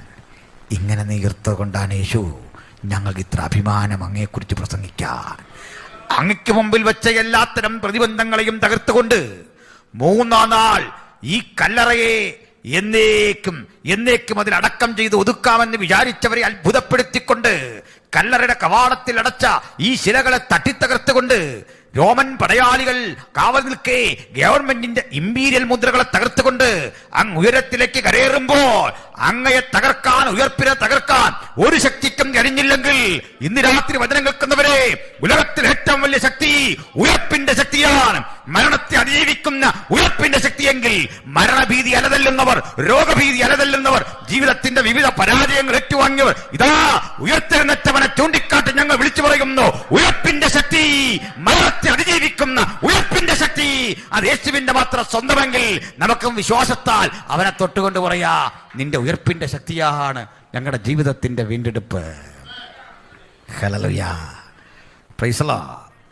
കർത്താവ് ഈ ജീവനുള്ള കല്ലെന്ന് ഉറപ്പ് പറയാൻ ഇനിയുമുണ്ട്. കാരണം പുറത്ത് വെച്ച കല്ല് ഒരു കല്ലാണ്, പക്ഷേ വ്യത്യാസത്തുള്ളൂ. അതിന് കനമൊക്കെ ഉണ്ടെങ്കിലും ഒറ്റ ദോഷമേ ഉണ്ടായിരുന്നുള്ളൂ. കല്ലിന് കഴിവില്ലാഞ്ഞിട്ടോ ശക്തിയില്ലാഞ്ഞിട്ടോ അടച്ചത് പാളിയതോ റോമപ്പടയാളികളുടെ ഉത്തരവാദിത്തക്കുറവല്ല. പുറത്തെ കല്ലടച്ചു ഭദ്രമാക്കിയെങ്കിലും അതിന് ജീവനില്ലായിരുന്നു. പക്ഷെ അകത്തെ കല്ലിന് ജീവനുണ്ടായിരുന്നു. അകത്തെ കല്ലാകുന്ന ക്രിസ്തുവിന് ജീവനുണ്ടെന്ന് പറയാൻ കാരണം എന്താ? ആ കല്ലിന്റെ സവിശേഷത പ്രവാചകൻ ആത്മാവിൽ രാജാവ് കണ്ട ദർശനം വ്യാഖ്യാനിക്കുമ്പോൾ പറയുക, അവൻ കൈ തൊടാതെ വന്ന കല്ല്. കാരണം അവൻ പുരുഷന്റെ ഇഷ്ടത്താലല്ല, മനുഷ്യ സ്പർശമേൽക്കാതെ കന്യ ഗർഭിണിയായി ഒരു മകനെ പ്രസവിക്ക് വന്ന പ്രവചനം നിറവേറിക്കൊണ്ട് കൈ തൊടാതെ ചരിത്രത്തിൽ ആഗമിച്ച ഒരു കല്ലാണിവൻ. അതുകൊണ്ട് ഈ കല്ലിനെ കുറിച്ച് ഒന്നുകൂടി പറഞ്ഞ് ഞാൻ അങ്ങ് വിട്ടേക്കാം ആ ഭാഗം. ഈ കല്ല് വലിയൊരു തർക്ക വിഷയല്ലേ. അതുകൊണ്ട് നമ്മുടെ കർത്താവ് ഒരിക്കൽ പറഞ്ഞു, അല്ലയോ പത്രോസ്, അതിന് പെട്രാസ് എന്നാണ് ഗ്രീക്ക് വേർഡ്. നമ്മുടെ കർത്താവും പത്രോസും കൂടി ഫിലിപ്പിൻ്റെ കൈസരിയിൽ നിൽക്കല്ലേ. അത് തന്നെ മറ്റൊരു വിഷയമാണ്. ഞാൻ ഈ ഫിലിപ്പിൻ്റെ കൈസരിയെക്കുറിച്ച് പറഞ്ഞ പ്രസംഗം യൂട്യൂബിൽ കിടപ്പുണ്ട്, കാണണം. 2 കൈസരിയുണ്ട്, അതിലൊന്ന് ഫിലിപ്പിൻ്റെ കൈസരിയ. രാജ്യം ഭരിക്കുന്ന ഹെറോദ ഫിലിപ്പ് എന്ന് പറയുന്ന രാജാവ് ഭരണാധികാരിയാകുന്ന ചക്രവർത്തിയെ ഒന്ന് പ്രീണിപ്പിക്കാൻ, സന്തോഷിപ്പിക്കാൻ വേണ്ടി ഇട്ടിരിക്കുന്ന സ്ഥലപ്പേരാണ് ഫിലിപ്പിൻ്റെ കൈസരിയ. വേറൊരു സ്ഥലമുണ്ട്. ഇത് യോർദാൻ ഉത്ഭവിച്ചു വരുന്ന ഹെർമോന്യ മലയുടെ അടിവാരത്ത് യെരുശലേമിൽ നിന്ന് 92 മൈൽ വടക്കുമാറിയാണ്. ഒറ്റ പ്രശ്നമുള്ളൂ, ആ പ്രവേശന കവാടത്തിലേക്ക് കടക്കുന്ന ഏതൊരാളും പറയണം, നമ്മുടെ കർത്താവും രക്ഷിതാവുമായ റോമാ കൈസറുടെ നാമത്തിൽ ഞാൻ നിങ്ങളെ വന്ദനം ചൊല്ലുന്നു. അവിടെ കയറിയ ചക്രവർത്തി ആരാധനയാണ്, വേറൊരു കളിയും നടക്കില്ല. ചക്രവർത്തി ആരാധിക്കുന്ന ഇടത്തേക്ക് യേശുവും ശിഷ്യന്മാരും കടന്നില്ല. അവിടെ ചക്രവർത്തിക്ക് ഒരു വെണ്ണക്കൽ ശില്പവും മനോഹര ക്ഷേത്രവുമൊക്കെ ഉണ്ടാക്കി കാണിക്കയിടാൻ ആളുകൾ വരുന്നു, നിലത്ത് കിടന്ന് ഉരുളുന്നു, വലിയ പരിപാടിയാണ്. യേശു ശിഷ്യന്മാരും ഒരു ദിവസം അങ്ങോട്ട് ചെന്നു. നാട്ടു നടപ്പും ആചാരവും അനുസരിച്ച് ആളുകൾ പറയാൻ തുടങ്ങി, നമ്മുടെ കർത്താവിൻ്റെ രക്ഷിതാവുമായ റോമാ കൈസറുടെ കൃപ നിൻ്റെ മേലിരിക്കട്ടെ. കേൾക്കുന്നവനും പറയണം, റോമാ കൈസർ നിന്നെ അനുഗ്രഹിക്കട്ടെ. യേശുവിനെ കണ്ടു ആളിങ്ങനെ പറഞ്ഞു കാണും. യേശു ഗൗരവത്തിൽ അവനെ നോക്കി. അല്ലേ, യേശു അതൊന്നും പറയില്ല. യേശു ഉള്ളത് കൊണ്ട് ശിഷ്യന്മാരും പറയില്ല. എന്താ കാര്യം? അത് ജന്മസിദ്ധമായ ധൈര്യമല്ല. യേശുവിൻ്റെ കൂടെ കൂടിക്കഴിഞ്ഞാൽ നമുക്കും കിട്ടുമെന്നേ ഒരു ധൈര്യം. പണ്ട് ഭയമുള്ള നമ്മൾ കൂടെ അങ്ങ് നടന്നാൽ മതി, പേടിക്കാനൊന്നുമില്ല. ഈ നിഴലിലങ്ങ് നടന്നോ, ആരെതിരെ വന്നാലും ഒന്നും ഭവിക്കില്ല. എന്താ കാരണം? ജയിച്ചവൻ കൂടെ ഉണ്ടെങ്കിൽ അവൻ അറിയാതെ ഒന്നും ഭവിക്കില്ല. അതുകൊണ്ട് അവനൊപ്പം നടന്നുകൊണ്ടാ ഭയം കൂടാതെ ഇവിടെ വരെ വരാൻ അവൻ പ്രാപ്തി നൽകിയത്. ഹല്ലേലൂയ. പ്രിയരെ, അങ്ങോട്ട് കയറുമ്പോൾ ആളുകൾ പലതും ഇങ്ങനെ പറയാ, കൈസറേ നീയാണ് ദൈവം, കൈസറേ നീയാണ് സൃഷ്ടാവ്. യേശു അല്പം നല്ല ആളുകളൊക്കെ ഉള്ള സ്ഥലത്ത് ഇങ്ങോട്ടൊന്ന് മാറി ശിഷ്യന്മാരെ കൂട്ടിയിട്ട് ചോദിച്ചു, ഈ നാട്ടുകാർ മനുഷ്യപുത്രനെക്കുറിച്ച് എന്താ അഭിപ്രായപ്പെടുന്നത്? അവർ പറഞ്ഞു, ഗുരു പഴയ പോലൊന്നുമല്ല, ഭയങ്കര പുരോഗതിയല്ലേ ജനങ്ങൾക്ക്. പണ്ട് നിന്നെ തച്ചൻ്റെ മകൻ, ശാസ്ത്രമറിയാത്തവൻ എന്നൊക്കെ കളിയാക്കിയവന് ഭയങ്കര മാറ്റം. ഓ, എന്താ മാറ്റം? അവർ പറയാ, നീ സ്നാപകൻ ഉയർത്തെഴുന്നേറ്റ് വന്നതാ. ഓ, ചില പറയാ നീ ജെറേമിയാവാ, ചില പറയാ നീ യെശയ്യാവാ, ചിലർ പറയാ നീ ആ പ്രവാചകന്മാരിൽ ഒരുത്തൻ, യേശവല്ല ഏലിയാവാ, ചില പറയാ നീ ആ പ്രവാചകന്മാരിൽ ഒരുത്തൻ. ഓരോന്ന് പറഞ്ഞപ്പോൾ ഇതിങ്ങനെ നീണ്ടുപോകുമെന്ന് യേശുവിനറിയാം. ഇതൊന്നും ശരിയല്ലെന്ന് പറയാം. അതുകൊണ്ട് മാറ്റം ഉണ്ടായിട്ട് കാര്യമില്ല. യേശു ആരാന്നറിയണം, അല്ലാത്ത മാറ്റത്തിൽ അർത്ഥമില്ല. ബീഡി വലി നിർത്തുന്നതോ കള്ളുകൂടി നിർത്തുന്നതോ ആരാധനയ്ക്ക് പോകുന്ന ഒന്നുമല്ല. യേശു ആരാണെന്നറിയണം. ഹല്ലേലൂയ. യേശു ആരാണെന്നറിയുന്നതാ ഏറ്റവും വലിയ മാറ്റം. അല്ലാത്ത മാറ്റങ്ങളൊന്നും പ്രസക്തമല്ല. അങ്ങോട്ട് ചെന്നു യേശു തിരിച്ചൊരു ചോദ്യം, ബട്ട് കൺസേണിങ് മീ, എന്നെക്കുറിച്ച് നിങ്ങൾ എന്ത് പറയുന്നു പറ. അവിടെ എന്താ ശിഷ്യന്മാർ പറഞ്ഞേ? നമ്മുടെ പത്രോസ്, ഞാൻ വീട്ടിൽ പോയി പുള്ളിക്കാരോടൊന്ന് ആലോചിക്കട്ടെന്നൊന്നും പറഞ്ഞില്ല. ഒറ്റ വാക്കിൽ പറയാ, നീ ജീവനുള്ള ദൈവത്തിൻ്റെ പുത്രനായ ക്രിസ്തു. ഹല്ലേലൂയ. വിഷയം വിട്ടു പോയതല്ല, കല്ലിൻ്റെ തെളിവ് തേടി പോവാണ് കേട്ടോ. നീ ജീവനുള്ള ദൈവത്തിൻ്റെ പുത്രനായ ക്രിസ്തു. യേശു തിരിച്ചൊരു വാക്ക്, ബർയുഹാനാശിമോൻ, നീ കൃപയുള്ളവൻ. അതാ ശരിപ്പരിഭാഷ. നമ്മുടെ മലയാളം ബൈബിളിൽ ചെറിയ പ്രശ്നമുണ്ട്. ജഡരക്തങ്ങളല്ല നിനക്കിത് വെളിപ്പെടുത്തിയത്, അങ്ങനല്ല പറയേണ്ടത്. ജഡവും രക്തവുമല്ല നിനക്കിത് വെളിപ്പെടുത്തിയത്, സ്വർഗസ്ഥനായ എൻ്റെ പിതാവ്. മനസ്സിലായല്ലോ? സ്വർഗസ്ഥനായ എൻ്റെ പിതാവ്. ആട്ടെ, യേശുവിനെക്കുറിച്ച് പത്രോസ് ഒരു നല്ല കാര്യം പറഞ്ഞ്, നീ ജീവനുള്ള ദൈവത്തിൻ്റെ പുത്രനായ ക്രിസ്തു. ആ ഘട്ടത്തിൽ യേശുവിൻ്റെ മറുപടി കേട്ടോ, ബർയുഹാനാ ശിമോൻ. ഇങ്ങനെ ഈ പത്രോസിൻ്റെ അപ്പനായ യോഹന്നാൻ്റെ പേര് കൂട്ടി വിളിക്കണം. യോഹന്നാൻ്റെ പുത്രനായ ശിമോനെ എന്ന് വിളിക്കുമോ? നമ്മളാണെങ്കിൽ വിളിക്കുമോ? എന്തോ കാര്യം പറഞ്ഞാലും അപ്പൻ്റെ പേര് കൂട്ടി നമ്മുടെ കൂടെ വർക്ക് ചെയ്യുന്ന തന്നെ വിളിക്കുമോ? വല്ല കമ്മിറ്റിയിലും ഒക്കെ ആരെങ്കിലും വിളിച്ചെങ്കിലായി, അല്ലാതെ തർക്കമൊക്കെ മുറുകുമ്പോലേ അല്ലാതെ നമ്മൾ അത് വിട്. ഇത് സംഭവിച്ചെന്താ? ബർയുഹാനാ ശിമോൻ. ശേ, പത്രോസിൻ്റെ പ്രായമെങ്കിലും കർത്താവ് ഓർക്കണ്ടേ? ഇങ്ങനെ വിളിക്കേണ്ട ഒരു ഘട്ടമുണ്ട്. ഈ ഒഫീഷ്യൽ പേര് ചില ഘട്ടങ്ങളിലാണ് വിളിക്കുക, അത്യാവശ്യ ഘട്ടങ്ങളിലാണ് വിളിക്കുന്നത്, അല്ലേ? ഉദാഹരണം, നമ്മൾ കല്യാണം നടക്കുക. കല്യാണം നടക്കുമ്പോൾ വീട്ടിൽ വിളിക്കുന്ന കുഞ്ചാക്കോ എന്നാണോ വിളിക്കുന്നത്? അങ്ങനെയാണോ? ഒഫീഷ്യൽ പേരാണ് വിളിക്കുന്നത്. എറണാകുളം ജില്ലയിൽ കോതമംഗലം താലൂക്കിൽ പൂർപ്പുംപടി വില്ലേജിൽ പ്ലാമുട്ടത്തിൽ വീട്ടിൽ കുഞ്ചറിയ മകൻ എൽദോസ് എന്ന ഈ യുവാവും. എണ്ണീക്കരുത്, ഇതൊരു തക്കമാണെന്ന് ഓർത്ത്. ആരാടിങ്ങനെ പൊങ്ങി വരുന്നോ എനിക്ക് തോന്നുന്നു. അവിടെ നിൽക്കുക, അനക്കൊരു സമയവും കാലമൊക്കെ ഉണ്ട്. ധൃതി പിടിച്ചിട്ടൊന്നും കാര്യമില്ല. എടുത്തി ആടരുത്. പണി കിട്ടിയാൽ കിട്ടിയതാ. ആറിനെ ഈ വണ്ടി മേടിക്കുന്നതും പെണ്ണ് കെട്ടുന്നതും സൂക്ഷിച്ചു വേണം. 2 രണ്ടും സൂക്ഷിച്ചില്ലെങ്കിൽ നമ്മളിതുകൊണ്ട് നടക്കേണ്ട ഗതിയോട് വരും, തള്ളി തള്ളി ഇടപാട് വരും, പോട്ടെ. ഇങ്ങനെ കല്യാണത്തിൻ്റെ ഒന്നല്ലേ. അതെല്ലാം കഴിഞ്ഞ് പിറ്റേന്ന് കല്യാണമൊക്കെ കഴിഞ്ഞു. ഈ കല്യാണം കഴിഞ്ഞ പെൺകുട്ടി നല്ലൊരു ചായയൊക്കെ ആയിട്ട് കിടന്നുറങ്ങുന്ന മനുഷ്യൻ്റെ അടുത്ത് ഇങ്ങനെയാണ് വിളിക്കുന്നത്. എറണാകുളം ജില്ലയിൽ കോതമംഗലം താലൂക്കിൽ അങ്ങനെ വിളിക്കോ? അങ്ങനെ വിളിച്ചാൽ അവളെ ആക്കേണ്ടടുത്ത് ആക്കിക്കോണം. മനസ്സിലായോ? പയ്യൻ രക്ഷപ്പെട്ടിട്ട്. പക്ഷേ ഇത് ഒരിക്കൽ വിളിച്ചു. കല്യാണത്തിൻ്റെ അന്ന് കുഞ്ചാക്കോ ഒന്നും വിളിച്ചാൽ കാര്യം നടക്കുകയില്ല. കാരണം എന്താ? ഒഫീഷ്യൽ ഒരു വലിയ ഉത്തരവാദിത്തം ഏൽപ്പിക്കാനാ. മനസ്സിലായില്ലേ?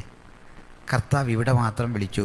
ഈ ആധാർ കാർഡിലെ പേര് കർത്താവ് പത്രോസിൻ്റെ ബെറി യുഹാന ശിമോൻ, യോഹന്നാൻ്റെ പുത്രനായ ശിമോനെ. ചിലടത്ത് അങ്ങനെ വിളിക്കുന്നുണ്ട്. എൻ്റെ കാരണം എന്താ പറയാം. യേശുവിൻ്റെ ഔദ്യോഗിക പേര് യോഹന്നാൻ വിളിച്ചു, നീ ജീവനുള്ള ദൈവത്തിൻ്റെ പുത്രനായ ക്രിസ്തു. പത്രോസിന്റെ യഥാർത്ഥ പേര് യേശു വിളിച്ചു ബെർ യുഹാന ശിമോൻ. ബെർ അർത്ഥം പുത്രൻ.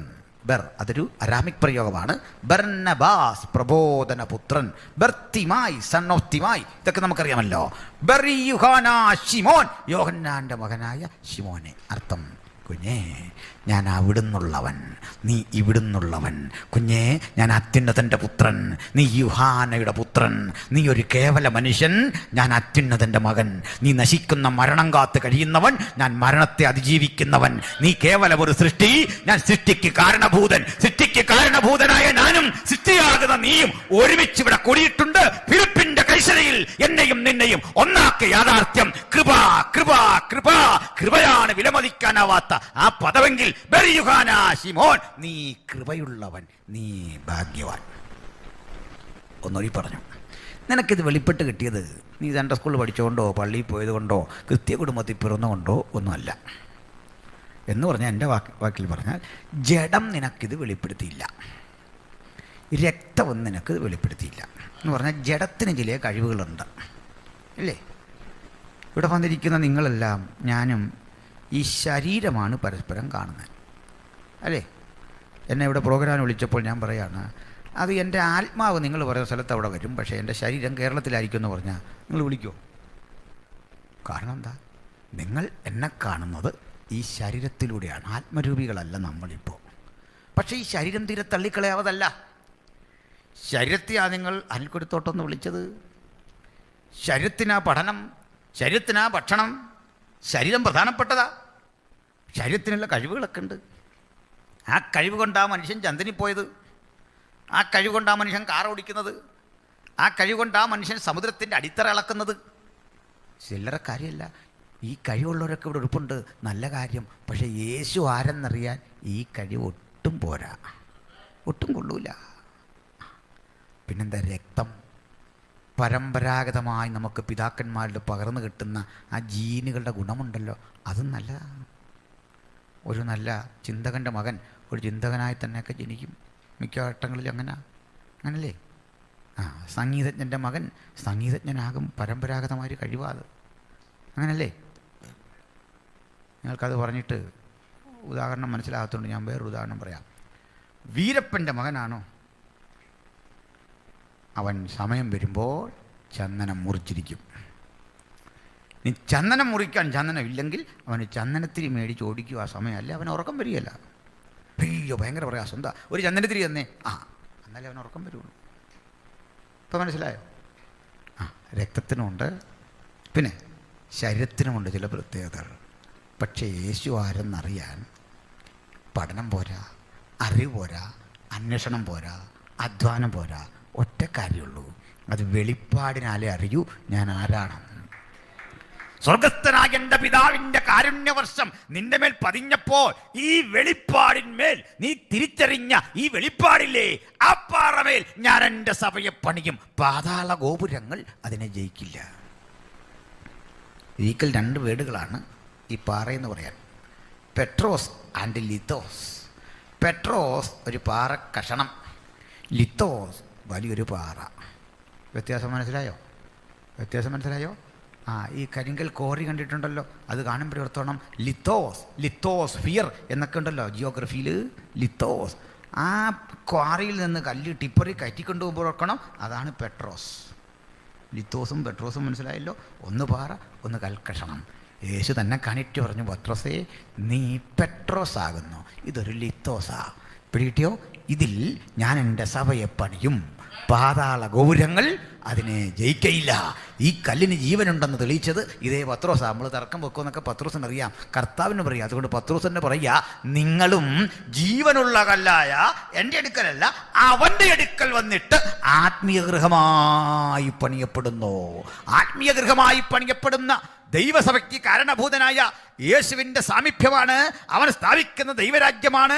രാജാവേ നീ കണ്ട കൈതൊടാത്ത കല്ല് അവൻ കൈതൊടാത്തതെന്ന് പറഞ്ഞതിൻ്റെ അർത്ഥം യേശു പുരുഷന്റെ ഇഷ്ടത്താലല്ല, മാനസിക താല്പര്യത്താലല്ല, കന്യഗർഭിണിയായി പരിശുദ്ധാത്മാവിനാൽ ഒരു മകൻ പിറക്കുമെന്ന പ്രവചനം നിറവേറിക്കൊണ്ട് കാലത്തിൻ്റെ സമ്പൂർണതയിൽ ജഡധാരണം ചെയ്ത് ഇഹത്തിലേക്ക് വന്ന ദൈവപുരുഷൻ, അതത്രേ ക്രിസ്തു.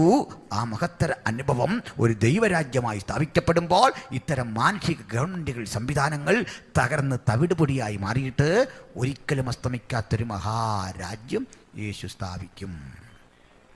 ഹല്ലേലൂയ. ഇതാണ് ഈ ബിംബത്തിൻ്റെ വ്യാഖ്യാനം. മനസ്സിലായോ? ഒന്നുകൂടി ഞാനതിൻ്റെ രത്നച്ചുരുക്കം പറയാം. 4 ഭാഗങ്ങൾ ബിംബത്തിൻ്റെ. തല തങ്കം കൊണ്ട് എന്നെഴുതിയിട്ട് നേരെ ഒരു വരയിട്ടുകൊണ്ട് ബാബിലോൺ എന്നെഴുതുക. നെഞ്ചും കയ്യും വെള്ളി എന്നെഴുതിയിട്ട് അപ്പുറത്തെഴുതുക മീഡോ പേർഷ്യൻ എംപയർ, മേദ്യപാർസ്യ ഭരണകൂടം. 3 താമ്രനിർമ്മിതമായ വയറ്, അപ്പുറത്തെഴുതുക മഹാനായ അലക്സാണ്ടറുടെ ഗ്രീക്ക് സാമ്രാജ്യം. 4 ഇരുമ്പ് കൊണ്ടുള്ള തുട, റോമൻ ഭരണകൂടം. കാൽ പാതി കളിമണ്ണ് പാതി ഇരുമ്പ്, റോമിൻ്റെ ബാക്കിപത്രമായി നിലകൊണ്ട കരുത്തുറ്റ സാമ്രാജ്യവും അതോട് ചേർന്ന് ഒട്ടിപ്പിടിച്ച് കിടക്കുന്ന, പരസ്പരം ചേരാതെ വിധം കിടക്കുന്ന കളിമണ്ണാകുന്ന ജനാധിപത്യ വ്യവസ്ഥയും. കൈതൊടാത്ത കല്ല്, ദൈവരാജ്യത്തിൻ്റെ ആവിർഭാവം, ക്രിസ്തുവിൻ്റെ പ്രത്യക്ഷത. ഇതാണ് രാജാവ് കണ്ട സ്വപ്നത്തിൻ്റെ അർത്ഥം. അപ്പോൾ നമ്മൾ ഈ 3-ാം അധ്യായത്തിലേക്ക് കാര്യമായിട്ട് കടക്കുന്നില്ല. കാരണം പ്രവചനപരമായൊരു പ്രാധാന്യം അല്ല അതിനുള്ളത്. അവർ ബിംബത്തെ നമസ്കരിക്കില്ല എന്ന് പറഞ്ഞു, രാജാവ് തീച്ചൂളയിലിട്ടു. അത് നമുക്ക് തന്നെ വായിച്ചാൽ മനസ്സിലാവും, എളുപ്പമുള്ളൊരു കാര്യമാണ്. പ്രോവറ്റിക്കൽ സ്റ്റഡിയിൽ ഇപ്പോൾ അത് ആവശ്യമില്ല. 4-ാം അധ്യായവും അങ്ങനെ തന്നെ. കാരണം അത് ആകാശത്തോളം എത്തുന്ന വൃക്ഷത്തിൻ്റെ ദർശനം, നെബൂഖദ്നേസറിനുണ്ടാകുന്ന ഒരു വിഭ്രമം, അയാൾക്കുണ്ടാകുന്ന ദൈവിക ശിക്ഷ, അതവിടെ നീക്കട്ടെ. പക്ഷെ 5-ാം അധ്യായം സുപ്രധാനമാണ്. 5-ാം അധ്യായം സുപ്രധാനമാണ്. പക്ഷെ അത് കാര്യമായിട്ടിപ്പോൾ നമ്മൾ പോകേണ്ട അവിടെയും. കാരണം മറ്റൊന്നല്ല, ഇന്നലെ പറഞ്ഞ അതാണ്. എളുപ്പമാകാനാണ് ഈ ഒരു ശൈലി നമ്മൾ സ്വീകരിച്ചത്. മനസ്സിലാകുന്നോ? പക്ഷെ 6 മുതൽ കളി മാറാൻ പോവാണ്. കാരണം 3-ാം സാമ്രാജ്യത്തെക്കുറിച്ച് പറയാൻ പോവാം. അതിനാണ് പക്ഷെ സാമ്രാജ്യം 1 നല്ല രീതിയിൽ മനസ്സിലായി എന്ന് ഞങ്ങൾ ധരിക്കുന്നു. ബാബിലോൺ അത്ര കാര്യമായിട്ട് 2-ാം സാമ്രാജ്യം മനസ്സിലായിട്ടില്ല. മീഡോ പേർഷ്യ മനസ്സിലായിട്ടില്ല. ദാനിയേൽ അനുഭവിച്ച 1-ാം സാമ്രാജ്യത്തിൽ രാജാവ് കണ്ട സ്വപ്നം, ആകാശത്തോളം എത്തുന്ന വൃക്ഷത്തിൻ്റെ ദർശനം, ഇവയായിരുന്നു സുപ്രധാനം. ആകാശത്തോളം എത്തുന്ന വൃക്ഷത്തിൻ്റെ ദർശനത്തിന് പ്രവചന പ്രാധാന്യമില്ല. അതുകൊണ്ട് തൽക്കാലം നമ്മൾ ആ വഴി വിടുന്നു. 5-ലെ ഭാഗം ചരിത്ര പ്രാധാന്യമാണ്. ബാബിലോണിൻ്റെ പതനം, അതും നമ്മൾ നന്നായിട്ട് ഇന്നലെ രാത്രി എക്സ്പ്ലെയിൻ ചെയ്തു. തുടർന്ന് 6-ന്റെ 1-ലേക്ക് നമ്മൾ കടക്കുന്നു. വായിക്കാം. കാരണം നമുക്ക് വെളിപ്പാടിലേക്ക് ചെല്ലാനുണ്ട്, അധികം നീട്ടിക്കൊണ്ടു പോകാനൊക്കില്ല. അങ്ങനെ വായിക്കാം. രാജ്യമൊക്കെയും ഭരിക്കേണ്ടതിന് രാജ്യത്തിന്മേൽ 120 പ്രധാന ദേശാധിപതികളെയും അവരുടെ മേൽ 5-ന്റെ അവസാനത്തെ ഭാഗം വായിച്ചാട്ടെ. 5-ന്റെ ലാസ്റ്റ് വൺ. ആ രാത്രിയിൽ തന്നെ കൽദയ രാജാവായ ബേൽശസ്സർ കൊല്ലപ്പെട്ടു. കൽദയ രാജാവായ ബേൽശസ്സർ കൊല്ലപ്പെട്ടു. ഇന്നലെ പറഞ്ഞു. മേദ്യനായ ദരിയാവേശ് 62 വയസ്സുള്ളവനായി രാജ്യത്വം പ്രാപിച്ചു. മേദ്യനായ ദാരിയൂസ് ആരാന്ന് മനസ്സിലായല്ലോ? നമ്മുടെ അമ്മായിപ്പൻ, മറ്റേ കക്ഷിയുടെ നമ്മുടെ പ്രായമുള്ള മനുഷ്യർക്ക് ഒരു പദവി കൊടുത്ത് നമ്മളൊക്കെയാണ് എവിടെയും ഒതുക്കുക പതിവ്. പക്ഷെ ഇതങ്ങനല്ല. മറിച്ച് എന്ത് ചെയ്ത് അപ്പച്ചൻ ആദ്യം ഭരിച്ചോട്ടെന്ന് വെച്ചു. അപ്പച്ചൻ്റെ 62-ാം വയസ്സിൽ ഭരണത്തിന് കയറി അപ്പച്ചൻ മരിച്ചപ്പോൾ ഈ മേദ്യയും പേർഷ്യയും ലയിപ്പിച്ച് നമ്മുടെ ദാര്യാവേശ് ഭരണം ആരംഭിച്ചു. നമുക്ക് ഇപ്പോൾ ഈ 4 ബിംബത്തിൻ്റെ ഭാഗമാണ് പറഞ്ഞു പോകുന്നത്. അതുകൊണ്ട് ഇച്ചിരി മുമ്പോട്ട് പോകണം. അങ്ങനെ ഇരിക്കുന്ന ഘട്ടത്തിൽ ദാനിയേലിന് സിംഹക്കുഴി ഒരുക്കുന്ന ഒരു പ്രശ്നമാണ് നമ്മൾ 6-ാം അധ്യായത്തിൽ കാണുന്നത്. നമുക്ക് അവിടുന്ന് മുമ്പോട്ട് പോകണം. എങ്കിലേ ഈ 2ാം സാമ്രാജ്യത്തിൻ്റെ തകർച്ചയും വയറ് എന്ന് പറയുന്ന ഭാഗവും കൂടെ പഠിക്കാൻ പറ്റൂ. അതിലേക്ക് പോകാൻ നമുക്ക് 7-ാം അധ്യായത്തിലേക്കൊന്ന് ചാടിക്കയറണം. വായിച്ചാട്ട് തിരിച്ചു വരും. നമ്മൾ വായിച്ചു. ബാബേൽ രാജാവായ ബേൽശസറിന്റെ 1-ാം ആണ്ടിൽ ദാനിയേൽ ഒരു സ്വപ്നം കണ്ടു. 5-ന്റെ അവസാനം നമ്മൾ പറഞ്ഞ എന്താ? ദാര്യാവേശ് മരിച്ചു, കൊല്ലപ്പെട്ടു. പക്ഷെ 7-ന്റെ 1-ലെന്താ പറയുന്നത്? എന്താ പറയുന്നത്? ബേൽശസറിന്റെ 1-ാം ആണ്ടിൽ. കണ്ടോ, അവൻ്റെ കേസ് കേട്ട് ഏതാണ്ട് 5-ാം അധ്യായത്തിൻ്റെ അവസാനം തീർന്ന. പക്ഷേ 7-ാം അധ്യായത്തിൽ വീണ്ടും പറഞ്ഞെന്താ അവൻ്റെ കാര്യം? ഇപ്പം എന്താ പറ്റി അങ്ങനെ? അങ്ങനെ ചെല്ലു പറഞ്ഞ പുസ്തകത്തിൻ്റെ ഓർഡർ തെറ്റിയെന്ന. പുസ്തകത്തിൻ്റെ ഓർഡറല്ല, വായിച്ചവൻ്റെ തലയുടെ ഓർഡറാണ് തെറ്റിപ്പോയത്. കാരണം ബൈബിളിന് അങ്ങനെ ഓർഡറിന് തെറ്റുമൊന്നും വരത്തില്ല. ദാനിയേൽ പുതിയൊരു രാജ്യത്ത് എന്നോർത്ത് പഴയൊരു കാര്യം പറയരുന്നുണ്ടോ? ഉണ്ടോ? ഞാൻ കേരളത്തിലായിരിക്കുമ്പോൾ എന്ന് പറഞ്ഞ പാവാണോ? ബേൽശസ്സറിൻ്റെ 1-ാം ആണ്ടിൽ എനിക്കൊരു ദർശനം ഉണ്ടായി എന്ന് അടുത്ത സാമ്രാജ്യത്തിൽ ഇരുന്നുകൊണ്ട് പഴയൊരു കാര്യം പറയുന്നതിനകത്ത് എന്താ അതിശക്തി? മനസ്സിലായില്ലേ? അത്ര എളുപ്പം, അത് അത്രേ ഉള്ളൂ. അതിന് ചെല്ലു പറഞ്ഞു ഓർഡർ തെറ്റിപ്പോയി, ഈ കാര്യം അപ്പുറത്ത് വരേണ്ടതാ. ആ പുള്ളിക്ക് മനസ്സിലായില്ലെന്നോർത്ത് അതങ്ങ് പറഞ്ഞാൽ പോരെ. പിടികിട്ടിയോ? ബേൽശസ്സറിൻ്റെ 1-ാം ആണ്ടിൽ എനിക്കൊരു ദർശനമുണ്ടായി എന്നത് നമ്മൾ പറഞ്ഞു തരുന്നത് ദാര്യാവേശ് ഭരിക്കുന്ന രാജ്യത്ത് വെച്ചാണെന്നേ ഉള്ളൂ. അതാ സംഭവം. ഇനി ബാക്കി വെച്ചു. അവന് കിടക്കയിൽ വെച്ച് ദർശനങ്ങളുണ്ടായി. അവൻ സ്വപ്നമെഴുതി കാര്യത്തിന്റെ സാരം വിവരിച്ചു. ദാനിയേൽ വിവരിച്ചു പറഞ്ഞത് എന്തെന്നാൽ ഞാൻ രാത്രിയിൽ എന്റെ ദർശനത്തിൽ കണ്ടത് ആകാശത്തിലെ 4 കാറ്റും മഹാസമുദ്രത്തിന്റെ നേരെ അടിക്കുന്നത് ഞാൻ കണ്ടു. കടലിന് നേരെ 4 കാറ്റടിക്കുന്നു, 4 ദിക്കിൽ നിന്ന് 4 കാറ്റ്. അപ്പോൾ തമ്മിൽ ഭേദിച്ചിരിക്കുന്ന 4 മഹാമൃഗങ്ങൾ, തമ്മിൽ യോജിപ്പില്ലാത്ത 4 മഹാമൃഗങ്ങൾ സമുദ്രത്തിൽ നിന്ന് കരയേറി വന്നു. സമുദ്രത്തിൽ നിന്ന് 4 മഹാമൃഗങ്ങൾ കരയേറി വന്നു. പിന്നെ 1-ാമത്തേത് സിംഹത്തോട് സദൃശ്യവും. 4-ാം വാക്യല്ലേ വായിക്കുന്നേ? ആണോ? അതെ. 1-ാം മൃഗം സിംഹസദൃശ്യം. അവിടെ നിൽക്കട്ടെ. 5-ാം വാക്യം വായിച്ച്. രണ്ടാമത് കരടിയോട് സദൃശ്യമായ മറ്റൊരു കണ്ടു. 6-ാം വാക്യം വായിച്ച്. പിന്നെ പുള്ളിപ്പുലിക്ക് സദൃശ്യമായ മറ്റൊന്നിനെ കണ്ടു. 7-ാം വാക്യം വായിച്ച്. ഞാൻ പിന്നെയും ഘോരവും ഭയങ്കരവും അതിബലവുമുള്ള 4-മതൊരു മൃഗത്തെ കണ്ടു. 4 മൃഗങ്ങളുടെ പേരങ്ങ് പഠിക്കാനാണ് ഇങ്ങനെ വാക്യം എണ്ണി അങ്ങ് പോയത്. 1 സിംഹസദൃശ്യം, 2 കരടി. കരടി നമുക്ക് കാര്യമായിട്ട് പഠിക്കണം. ഒരു പാർശ്വം ഉയർത്തി നിൽക്കുന്ന കരടി. 3 പുള്ളിപ്പുലി. 4 ഘോരവും ഭയങ്കരവുമായ ഇരുമ്പ് പല്ലുള്ളൊരു മൃഗം. പേരിടാൻ പറ്റുന്നില്ല മൃഗത്തിൻ്റെ. ഇപ്പം മനസ്സിലായോ? ഇത് നോർത്ത് ഈ ക്രമം. സിംഹമാണ് 1-ാം മൃഗം. 2-ാം മൃഗം ഒരു കരടി. 3-ാം മൃഗം പുള്ളിപ്പുലി. 4-ാം മൃഗം ഘോരവും. ഈ ഘോരവും ഭയങ്കരവും എന്ന് പറയാൻ ബുദ്ധിമുട്ടുള്ളൊരു നമ്മുടെ ഒരു മന്ത്രി പറയുന്ന കാര്യം എടുത്താൽ മതി. ക്രൂരവും പൈശാചികവുമായ ഒരു മൃഗം ഇവിടെ കണ്ടു. 4-ാം മൃഗം. മനസ്സിലായോ? അങ്ങനെ എത്ര മൃഗങ്ങളാണാകെ? 4 മൃഗങ്ങൾ. അതിൻ്റെ വ്യാഖ്യാനം 7-ന്റെ ബാക്കി മുതൽ അങ്ങ് വായിച്ചോളൂ. അതിന് വലിയ ഇരുമ്പ് പല്ലുണ്ടായിരുന്നു. പിന്നെ അത് തിന്നുകയും തകർക്കുകയും ചെയ്തിട്ട് ശേഷമുള്ളതിനെ കാൽ കൊണ്ട് ചവിട്ടിക്കളഞ്ഞു. മുമ്പേ കണ്ട സകല മൃഗങ്ങളിലും വെച്ച് ഇത് വ്യത്യാസമുള്ളതായിരുന്നു. പിന്നെ അതിന് 10 കൊമ്പുണ്ടായിരുന്നു. ഒത്തിരി ഉണ്ട് ഈ സംഭവം. 10 കൊമ്പ്. മഹാശല്യമുള്ളൊരു മൃഗമാണ്. ഡീപ്പ് സ്റ്റഡി വരുന്നുണ്ട്, നമുക്ക് അന്നേരം പറയാം. പക്ഷെ ഒരു കാര്യം, ഈ 4 മൃഗങ്ങളെ നമ്മൾ ഉദ്ദേശിക്കുന്ന പോലെ പഠിക്കാൻ വിഷമമുള്ള കാര്യമൊന്നുമല്ല, ഒരു പ്രയാസമില്ല. എന്താ കാര്യം? ഈ മൃഗങ്ങളുടെ കാര്യം ഓർത്താൽ ബാക്കി നമുക്ക് എളുപ്പമാണ്. നമ്മൾ ഈ മാച്ച് ദ ഫോളോയിങ് എന്നൊക്കെ പറയുന്ന പോലെ ചേരുമ്പഴി ചേർക്കുക എന്നുള്ള ഇത് എന്ന് വെട്ടി ഒട്ടിച്ച ആ സംഗതി എളുപ്പമായി. രാജാവ് കണ്ട ബിംബത്തിൻ്റെ 4 പാർട്സുകളോട് ചേർത്ത് 4 മൃഗങ്ങളെ ഒട്ടിച്ചു വെച്ചാൽ കളി എളുപ്പമായി. പഠിച്ചു കഴിഞ്ഞ് നമ്മൾ രാജാവ് കണ്ട സ്വപ്നത്തിലെ തങ്കം കൊണ്ടുള്ള തലയും ദാനിയേൽ 7 കണ്ട കടലിൽ നിന്ന് കരേറി വന്ന സിംഹവും ഒരേ കാര്യം, ഒരേ ആശയം, ഒരേ വിഷയം. സിംഹരാജനാകുന്ന ഉലകത്തിൻ്റെ അക്കാലഘട്ടത്തിലെ പ്രധാനപ്പെട്ട രാജ്യമാകുന്ന ബാബിലോൺ തന്നെയാണ് ഇതിൻ്റെ മീനിങ്. ഒരു പാർശ്വം ഉയർത്തി നിൽക്കുന്ന കരടി. ആ 3 അസ്ഥിയും കടിച്ചു പിടിച്ചാൽ വരുന്നത് സിറിയയൊക്കെ തോൽപ്പിച്ചു വരികയാണ്. അങ്ങനെ കയറി വരുന്ന ആ മൃഗം മീഡോ പേർഷ്യൻ എംപയറാണ്.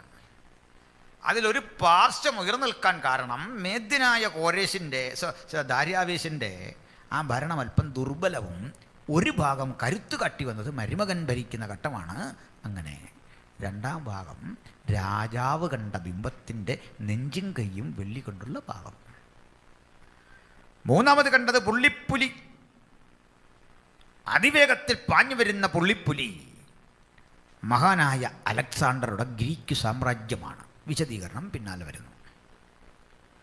4ാമത് കണ്ട ഇരുമ്പ് പല്ലുള്ള ഘോരമൃഗം. 10 കൊമ്പതിനുണ്ടെങ്കിൽ 10 വിരലുള്ള കാൽപാദമാണ്. അപ്പുറത്ത് കണ്ട റോമൻ ഭരണകൂടമാണ്. ചുരുക്കത്തിൽ എളുപ്പമാകുന്നു നമ്മുടെ പഠനം. Daniel chapter 2 and chapter 7, the 2 chapters are parallel. 2 സമാന്തര അധ്യായങ്ങളാണ്. ഒരേ കാര്യം, ഒരേ വിഷയം, ഒരേ വ്യാഖ്യാനം, ഒരേ വസ്തുത. പക്ഷെ കാണുന്നത് 2 പേര്. 2 വിധത്തിൽ കാണുന്നു. അർത്ഥം ഒന്ന് തന്നെ. മനസ്സിലായോ? രണ്ടും ഒന്ന് തന്നെ. നമ്മളിതിൽ നന്നായി പഠിച്ചത് ബാബിലോണിയൻ്റെ കാര്യമാണ്. അടുത്തതും അതേ വിധം പഠിക്കേണ്ടതാണ്. 2-3 പരിമിതികൾ നമുക്കുണ്ട്. ഒത്തിരി ചരിത്രം പറഞ്ഞാൽ നിങ്ങൾക്കത് മുഷിയും, പഠിക്കാൻ ബുദ്ധിമുട്ടുണ്ടാവും. എന്നാൽ തീരെ പറയാതിരിക്കാനും വയ്യ. കാര്യങ്ങളുടെ അർത്ഥം അത് ഗ്രഹിച്ചേ പോകാൻ പറ്റും. അതുകൊണ്ട് നമ്മൾ ഇവിടുന്ന് ഒന്നുകൂടി സ്പീഡിൽ മുമ്പോട്ട് പോവാണ്. എന്നിട്ട് തിരിച്ചു വരും. ഈ പോയ പോലെ തിരിച്ചു വരും. അപ്പോൾ നമുക്ക് തൽക്കാലം 3ാം സാമ്രാജ്യത്തിലേക്ക് കയറാം. എങ്കിലേ 2 ശരിക്ക് പഠിക്കാൻ പറ്റൂ. മനസ്സിലായോ? മീഡോ പെർഷ്യ, ബാബിലോൺ, മീഡോ പെർഷ്യ. ഇനി നമ്മൾ അങ്ങോട്ട് പോവാം, ഗ്രീസ്. അങ്ങോട്ട് പോയിട്ടിഞ്ഞ് വരാം. സന്തോഷമാണോ? ഇനി അതേക്കുറിച്ച് പറയാം. ഈ മാസിഡോണിയ ഭരിച്ച ഒരു രാജാവുണ്ടായിരുന്നു. അയാളുടെ പേര് ഫിലിപ്പ് എന്നായിരുന്നു. മഹാനായ ഫിലിപ്പ്. ഈ ഫിലിപ്പ് രാജാവിൻ്റെ മകൻ്റെ പേരാണ് അലക്സാണ്ടർ. ബുദ്ധിശക്തിയിലും പ്രാപ്തിയിലുമൊക്കെ ഒരു അമാനുഷിക പ്രതിഭയെപ്പോലായിരുന്നു ബാല്യം മുതൽ അലക്സാണ്ടർ. അലക്സാണ്ടറുടെ അന്നത്തെ കാലത്തെ പ്രസിദ്ധനായ അരിസ്റ്റോട്ടിലിൻ്റെ പാഠശാലയിൽ അപ്പൻ വിട്ടു പഠിപ്പിക്കാൻ. സോക്രട്ടീസ്, പ്ലേറ്റോ, അരിസ്റ്റോട്ടിൻ്റെ കലാലയത്തിൽ നിന്ന് തത്വചിന്ത, ഗണിതം, സംഗീതം, യുദ്ധം, രാഷ്ട്രമീമാംസ, തർക്കശാസ്ത്രം ഇവയെല്ലാം അലക്സാണ്ടർ നന്നായി പഠിച്ചു. ചില മലയാളം അല്പം കട്ടിയാണ്. അദ്ദേഹം പഠിച്ചത് എന്തൊക്കെയാണ്? ഗണിതം, arithmetics, philosophy, then political science, ഇവയെല്ലാം നന്നായിട്ട് പഠിച്ചു. 12 വയസ്സേ പ്രായമുള്ളപ്പോൾ അതേ ഒരു ദിവസം ഒരു സംഭവം. അപ്പനായ ഫിലിപ്പ് രാജാവ് അടുത്തടുത്ത രാജ്യങ്ങളൊക്കെ ആക്രമിച്ച് കൂട്ടിച്ചേർത്തു.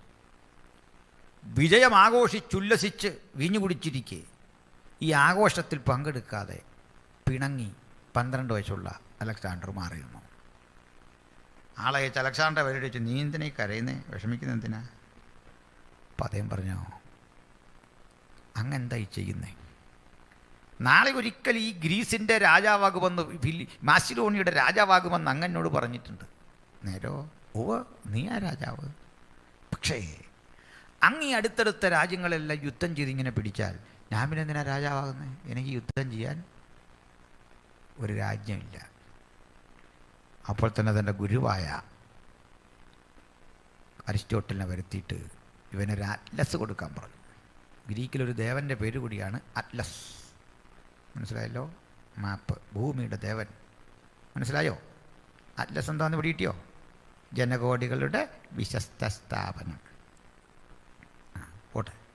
അപ്പോൾ ഈ അറ്റ്ലസ് കണ്ടുകിട്ട് പറഞ്ഞു, കുഞ്ഞേ, ലോകം മാസിഡോണിയ അല്ല.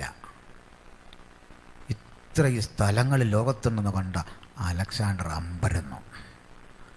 അയാൾ അന്ന് മുതൽ ഈ സ്ഥലങ്ങളുടെ കാലാവസ്ഥ, പക്ഷികളെക്കുറിച്ചും മൃഗങ്ങളെക്കുറിച്ചും മനുഷ്യരെക്കുറിച്ച് അങ്ങനെ പഠിച്ചിരുന്നിട്ട്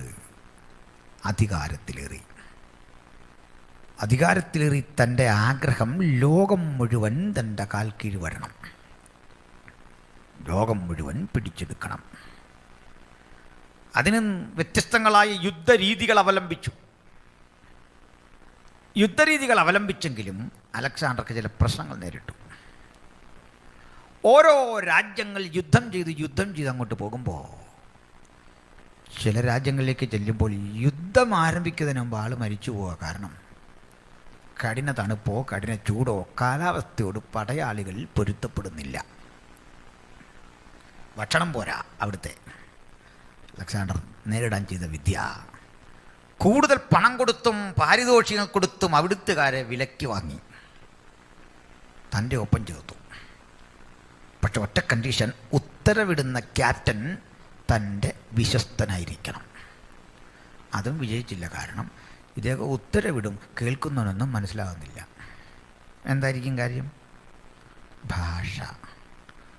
ഭാഷ ഒരു പൊതു പ്രശ്നമായിട്ട് ആരംഭിച്ചത് മിനിങ്ങാൻ നമ്മൾ പഠിച്ചു. എവിടെയാ ഭാഷ കലങ്ങിയത്? നമ്മുടെയൊക്കെ നാട്ടിൽ പണ്ട് ഈ ടൗണിലൊക്കെ നിന്ന ഭാഷ കലങ്ങുന്ന കേൾക്കാമായിരുന്നു. ഇപ്പോൾ അതൊക്കെ സർക്കാർ ഒത്തിരി ക്രമീകരണം വരുത്തിയിട്ടുണ്ട് അല്ലേ? മദ്യപിച്ചിട്ടൊക്കെ ആളുകൾ. ബാബിലോണി മാത്രമല്ല, നമ്മുടെ നാട്ടിലും അങ്ങനെ ഉണ്ടായിരുന്നു പണ്ട്. അപ്പോൾ ഈ ഭാഷ കലങ്ങും മുമ്പ് വരെ മനുഷ്യർക്കല്ല ഒറ്റ ഭാഷ. മനസ്സിലായല്ലോ? സകല ഭാഷയും ഒരു ഭാഷയിൽ നിന്നുണ്ടായതാ. അങ്ങനെ ബൈബിൾ പഠിപ്പിക്കുന്നത്. ബൈബിളും നരവംശാസ്ത്രമല്ല ഇതാ പഠിപ്പിക്കുക. അതിന് തെളിവുണ്ട്. തൽക്കാലം ഒരു തെളിവ് പറഞ്ഞിട്ട് അങ്ങോട്ട് വരാം. നമ്മൾ ഒരാളെ പരിചയപ്പെടുന്നതിൻ്റെ ഭാഗമായിട്ട് ആദ്യം എന്താ ചെയ്യുന്നത്? പേര് ചോദിക്കും, അതല്ലേ? പേര് എന്നതിന് ഇംഗ്ലീഷിൽ എന്താ പറയുക? നെയിം. ഹിന്ദിയിൽ എന്താ പറയുക? നാം. സംസ്കൃതത്തിൽ എന്താണെന്നറിയാമോ? നാമം. ആട്ടെ, അറബിക്കിൽ എന്താ? ഇസ്മ. ഹീബ്രുവിൽ എന്താണെന്നറിയോ? ഇപ്പം പ്രയാസമുള്ളൊരു പേരാ ഷെയിം. Shameless person is a shameless person. ഹീബ്രുവിൽ ഷെയിം എന്ന് പറഞ്ഞാൽ ഇംഗ്ലീഷിലെ അർത്ഥമല്ല, പിന്നെന്താ? നാമം. അപ്പം ഷെയിം, നെയിം, ഇസ്മ, നാമം. ഗ്രീക്കിൽ പറയും ഒനോമ. ഒനോമ ഇസൂസ്, യേശുവിൻ്റെ നാമത്തിൽ തന്നെ. എന്നോമ, ഒനോമ, നെയിം, നാമം, നെയിം എല്ലാം ഉണ്ടായതിന് ശബ്ദം കൊണ്ട് ഒരു പൊതു ഉറവിടമില്ലേ? ഉണ്ടോ? അവിടെ നിന്ന് ഇങ്ങനെ പിരിഞ്ഞ് പോരുന്ന. ഒന്നുകൂടി പറഞ്ഞോടെ വിട്ടേക്കാം. ഒന്ന് എന്നതിന് ഇംഗ്ലീഷിൽ എന്താ പറയുക? വൺ. ഈ വൺ എങ്ങനെ എഴുതുക? ONE. ONE എന്ന് എഴുതിയിട്ട് ഒന്നേന്ന് വായിക്കാമോ നോക്കി? ONE, ഒന്ന്. വൺ. പറ്റുമോ? ഇങ്ങനെ ഒന്നും രണ്ടും അല്ല, 156 പദം ഞാൻ ഇങ്ങനെ പഠിച്ചു വച്ചിട്ടുണ്ട്. മറ്റൊരവസരത്തിൽ പറയാം. പദങ്ങൾ തമ്മിൽ കൊണ്ടും കൊടുത്തും വളർന്നു. പിടികിട്ടിയോ? കൊണ്ടും കൊടുത്തും വളർന്ന നമ്മൾ മലയാള പദങ്ങൾ പോലും ഈ യഹൂദന്മാർക്ക് കൊടുത്തിട്ടുണ്ട്. യഹൂദന്മാരുടെ പദം നമ്മൾ കൊടുത്തിട്ടുണ്ട്. ബാക്കി തരാൻ പറയില്ലേ? ബാക്കി അറബിപ്പദ. തർക്കമുണ്ടെങ്കിൽ കച്ചേരി പോകുമെന്ന് പറയില്ലേ? അറബിപ്പദവ, അറബി, എബ്രായ, അങ്ങോട്ടും ഇങ്ങോട്ടുമൊക്കെ നമ്മൾ കൊടുത്തു. അപ്പോൾ എല്ലാ ഭാഷയും കൊണ്ടും കൊടുത്തും വളർന്നതാണ്. പക്ഷേ അലക്സാണ്ടറുടെ കാലത്ത് ഭാഷ ഒരു പ്രശ്നമായപ്പോൾ ഇയാൾക്കിതൊന്ന് പരിഹരിക്കണം. അങ്ങനെ പരിഹരിച്ചു വന്നപ്പോൾ അദ്ദേഹം പറഞ്ഞു, ലോകത്തിന് തൻ്റെ ആധിപത്യത്തിന് കീഴിൽ ഒരു ഭാഷയേ പാടുള്ളൂ. അത് തൻ്റെ മാതൃഭാഷയാകുന്ന ഗ്രീക്കായിരിക്കണം. ഗ്രീക്ക്. അതിനൊരു പ്രശ്നം. ഈ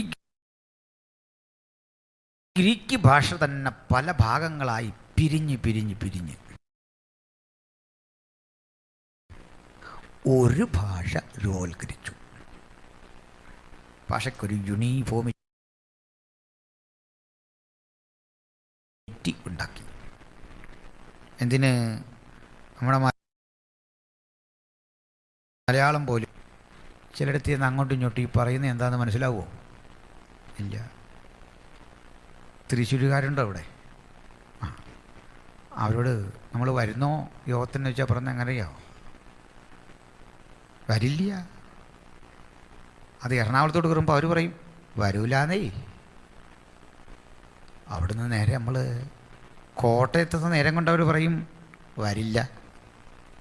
കോട്ടയം വിട്ട് പത്തനംതിട്ട എത്തുമ്പോൾ പറയും വരത്തില്ല. എവിടെ തുടങ്ങി?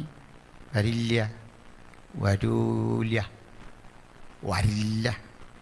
ഒടുവിൽ പത്തനംതിട്ട ഇപ്പം എന്തായി? ഒരു ഇത്താ കൂട്ടിച്ചേർത്തു, വരത്തില്ല. ആലപ്പുഴ എത്തുമ്പോൾ കളി മാറി, വരത്തില്ല, വരത്തില്ല, വരത്തില്ല. എന്തൊരു പ്രയോഗമാണ്! എനിക്കിങ്ങനെ 14 ജില്ല വഴി നടക്കുന്നുണ്ട്. അത്യാവശ്യം ഒരുത്തപ്പെട്ടത്തേക്ക് ശൈലി അറിയാം. ചുരുക്കി പറഞ്ഞാൽ മലയാളം ഒറ്റ ഭാഷയോട് നമ്മൾ ഈ പണിയെല്ലാം കാണിച്ചേ. അപ്പോഴാണ് വിശാലമായ ഗ്രീക്ക് സാമ്രാജ്യത്തിൽ പലതരം പദങ്ങൾ, പലതരം ശൈലികൾ. ഒടുവിൽ അലക്സാണ്ടർ ഒരു യൂണിഫോമിറ്റി വരുത്തിക്കൊണ്ട് ഗ്രീക്ക് ഭാഷയ്ക്ക് ഒരു നവോത്ഥാനമുണ്ടാക്കി. അങ്ങനെ അലക്സാണ്ടർ രൂപവൽക്കരിച്ചെടുത്ത ആ ഭാഷയ്ക്ക് ഒരു പേര് പറയും, കൊയ്നെ ഗ്രീക്ക്. എങ്ങനെ? Koine Greek. Koine means common, common Greek. അതിനു മുമ്പ് ആറ്റിക് ഗ്രീക്ക്, ഡോറിക് ഗ്രീക്ക്, ഇങ്ങനെ ഒത്തിരി ഗ്രീക്കുണ്ട്. നമുക്ക് അത്യാവശ്യം ഒറ്റ ഒരെണ്ണം മതി. എന്തെന്നാ? കൊയ്നെ ഗ്രീക്ക്. പിടിയിട്ടല്ലോ? കൊയ്നെ ഗ്രീക്ക്. ഈ കൊയ്നെ ഗ്രീക്ക് അങ്ങോട്ട് പഠിപ്പിച്ചില്ലേ? ആളുകളെ പഠിപ്പിച്ച് ലോകം മുഴുവൻ ഇതങ്ങ് പ്രചരിച്ചപ്പോൾ Greek became the lingua franca of the ancient time, just like our English. ഇന്ന് ഇംഗ്ലീഷ് എന്ന വണ്ണം പൗരാണിക കാലത്തിൻ്റെ ലിംഗ്വ ഫ്രാങ്ക്വ, കോമൺ ലാംഗ്വേജ്, മുഖ്യ സമ്പർക്ക ഭാഷയായിട്ട് ഗ്രീക്ക് വളർന്നു. ഒരു ഭാഷയ്ക്ക് കീഴിലാക്കി. മനസ്സിലായോ? അതവിടെ നിൽക്കട്ടെ. പക്ഷെ ഒരു ചെറിയ പ്രശ്നം. ഈ അലക്സാണ്ടർ പോയിടത്തല്ല യുദ്ധം ചെയ്ത് ഭാഷയും വ്യാപിപ്പിച്ചു, തൻ്റെ സംസ്കാരവും വ്യാപിപ്പിച്ചു. അങ്ങനെ നമ്മൾ ഏത് കാര്യം ശാസ്ത്രമായിട്ട് ബന്ധപ്പെട്ട് പഠിച്ചാലും അവിടെല്ലാം ഗ്രീക്ക് പഠിക്കണം. ഗ്രീക്ക് പദം പഠിക്കാത്ത ഒറ്റ ശാസ്ത്രവും ലോകത്തില്ല. എന്തിന്? Science, biology. BIOS plus logos എന്താ അർത്ഥം? ബയോസ് അർത്ഥം ജീവൻ, ലോഗോസ് അർത്ഥം ശാസ്ത്രം. ഗ്രീക്കാണ്. കാർഡിയോളജിസ്റ്റിനെ കാണാൻ പോലല്ലോ, കാർഡിയ, അത് ഹാർട്ടിൻ്റെ ഗ്രീക്ക് വേർഡാണ്. ഞാൻ എൻ്റെ ഹൃദയങ്ങളെയും ഉൾഭൂവുകളെയും അറിയുന്ന ദൈവം, അവിടെ ഹൃദയത്തിന് കാർഡിയ. ഉൾഭൂവ് എന്നെഴുതിടത്ത് പറയുക നെഫ്രോണിനെ അറിയുന്ന ദൈവം, നെഫ്രോൺ. മനസ്സിലായല്ലോ? ന്യൂറോൺ, നെഫ്രോൺ, പിന്നെ കാർഡിയ, തനാട്ടോസ്, ഇതെല്ലാം ഗ്രീക്ക് പേരുകളാണ്. ചുരുക്കി പറഞ്ഞാൽ വൈദ്യശാസ്ത്രമാകട്ടെ, ഇന്ന് മനുഷ്യൻ വ്യവഹരിക്കുന്ന എല്ലാ മണ്ഡലങ്ങളിലും ഗ്രീക്ക് സ്വാധീനമുറപ്പിച്ചു. കാരണക്കാരനാരാ? മഹാനായ അലക്സാണ്ടർ. അപ്പോൾ നമുക്ക് ഈ പറഞ്ഞ കാര്യം മറക്കരുത്. ഏത് കാര്യം? ലിംഗ്വ ഫ്രാങ്കോ ഒക്കെ പോകട്ടെ, എന്താ മറക്കാൻ പാടില്ലാത്ത? അലക്സാണ്ടർ ഭാഷയ്ക്കൊരു ഏകീകരണം ഉണ്ടാക്കി ലോകം മുഴുവൻ ഭരിക്കാൻ ശ്രമിച്ചു എന്നുള്ള കാര്യം ഒന്ന് ഓർത്തിരുന്നു കൂടെ? ഓർത്തോ? അപ്പം നമുക്ക് മുമ്പോട്ട് പോവാം. ലോകത്തെ മുഴുവൻ കാൽക്കീഴാക്കി ഭരിക്കാൻ അദ്ദേഹം ചിന്തിച്ചു. അതൊക്കെ അവിടെ നിൽക്കട്ടെ, അതൊക്കെ ചരിത്ര കാര്യങ്ങളാണ്. നമുക്ക് ബൈബിളിലേക്ക് വരാം. അതല്ലേ എൻ്റെ സന്തോഷം. അതിലെ സന്തോഷം പറയാം. സഹോദരങ്ങളെ, ഈ മഹാനായ അലക്സാണ്ടർ ജനിക്കുന്നതിൻ്റെ 300 കൊല്ലങ്ങൾക്കപ്പുറത്ത് ജീവിച്ചിരുന്ന പ്രവാചകൻ ഈ അലക്സാണ്ടറുടെ തേരോട്ടങ്ങൾ, അയാളുടെ കുതിരപ്പടയുടെ കുളമ്പടി ശബ്ദങ്ങൾ, അയാളുടെ ആജ്ഞാശബ്ദത്തിൻ്റെ ഗർജനങ്ങൾ, അയാൾ സ്ഥാപിക്കുന്ന വിശാല സാമ്രാജ്യം ഒടുവിൽ തകർന്നടിഞ്ഞ് സ്വയം മരിച്ച് വല്ലാത്ത പ്രതിസന്ധിയിലകപ്പെട്ട അദ്ദേഹത്തിൻ്റെ അന്ത്യനിമിഷങ്ങൾ, രാജ്യം ഭരിക്കാൻ ആരുമില്ലാതെ, തലമുറയില്ലാതെ ഒരു ശിശുവാണെന്ന് പിന്നെ ഉള്ളത് അലക്സാണ്ടർക്ക് ഒരു കൊച്ചു കുട്ടിയാ മകനായിട്ടുള്ളത്. ആ മകൻ്റെ പക്കൽ രാജ്യഭേരമേൽപ്പിക്കാനാവാതെ അനാഥത്വത്തിൽ രാജ്യമാകുന്നത്, ഒടുവിൽ രാജ്യം 4 തുണ്ടുഭൂമിയായി വെട്ടിപ്പിളർന്ന് പല വഴിക്കായി പോകുന്ന കാഴ്ചയുമൊക്കെ ബൈബിൾ കൃത്യമായി പ്രവചിച്ചു 300 കൊല്ലം മുമ്പ്. മാത്രമല്ല, അലക്സാണ്ടർ എന്ന മനുഷ്യനെക്കുറിച്ച് 300 കൊല്ലങ്ങൾക്കപ്പുറത്ത് കൃത്യം പ്രവചിക്കാൻ ധൈര്യം കാട്ടിയ പുസ്തകം വിശുദ്ധ ബൈബിളാണെന്ന് മാത്രമല്ല, അലക്സാണ്ടർക്ക് വേണ്ടി ബൈബിളിലെ ഒരധ്യായം തന്നെ മാറ്റിവെച്ചു എഴുതാൻ. ആ അധ്യായം ഏതാന്ന് മറക്കണ്ട. ചാപ്റ്റർ 8, ദാനിയേൽ പ്രവചനം. എന്താ ചാപ്റ്റർ 8 നമ്മൾ കൊടുത്ത ഹെഡിങ്? ആട്ടുകൊറ്റനും കോലാട്ടുകൊറ്റനും. അതിപ്പോൾ അലക്സാണ്ടർ ആണെന്ന് എങ്ങനെ പറയുന്നല്ലേ? ചുമ്മാ ഉപദേശി വ്യാഖ്യാനിച്ച് പറയുക എന്നുള്ള ഒരു ധാരണ കേൾക്കണ്ട. നമുക്കങ്ങോട്ട് പഠിച്ചു പോകാം. സന്തോഷമാണോ? അപ്പോൾ അതിലേക്ക് കിടക്കാം. സമയമാകുമ്പോൾ ഒരു സിഗ്നൽ തന്നാൽ മതി. അപ്പോൾ 8-ാം അധ്യായത്തിലേക്ക് വന്നെങ്കിൽ നമുക്ക് ഈ പറഞ്ഞ കാര്യം ഒന്ന് തീർത്തു പോകാൻ പറ്റുള്ളൂ. വായിച്ചോ. 8:1. ദാനിയേൽ എന്ന എനിക്ക് ആദിയിൽ ഉണ്ടായതിന്റെ ശേഷം ബേൽശസ്സർ രാജാവിന്റെ വാഴ്ചയുടെ 3-ാം ആണ്ടിൽ, അത് 3-ാം വർഷം, മറ്റേ 1-ാം ആണ്ടിലാണ്, ഇത് 3-ാം ആണ്ടിൽ ഒരു ദർശനമുണ്ടായി. ഉണ്ടായിക്കോട്ടെ, വായിച്ചോ. ഞാൻ ഒരു ദർശനം കണ്ടു. ഏലാം സംസ്ഥാനത്തിലെ, ഏലാം സംസ്ഥാനം മനസ്സിലായല്ലോ. ഏലാം സംസ്ഥാനത്തിലെ എവിടെ? ശൂഷൻ രാജധാനിയിലായിരുന്നപ്പോൾ. എസ്തേർ പിന്നെ പോയിരുന്നില്ലേ? ഇത് പേർഷ്യൻ രാജാക്കന്മാരുടെ ശൈത്യകാല രാജധാനിയാണ്. അവിടെ ദാനിയേലിരിക്കുമ്പോൾ ഈ ദർശനം കണ്ടു. ഞാൻ ഊലായി നദീതീരത്ത് നിൽക്കുന്നതായി ദർശനത്തിൽ കണ്ടു.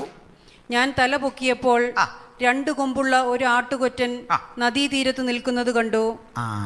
ഞാൻ കണ്ടത് 2 കൊമ്പുള്ള ഒരാട്ടുകൊറ്റൻ കടൽ തീരത്ത് നിൽക്കുന്നു.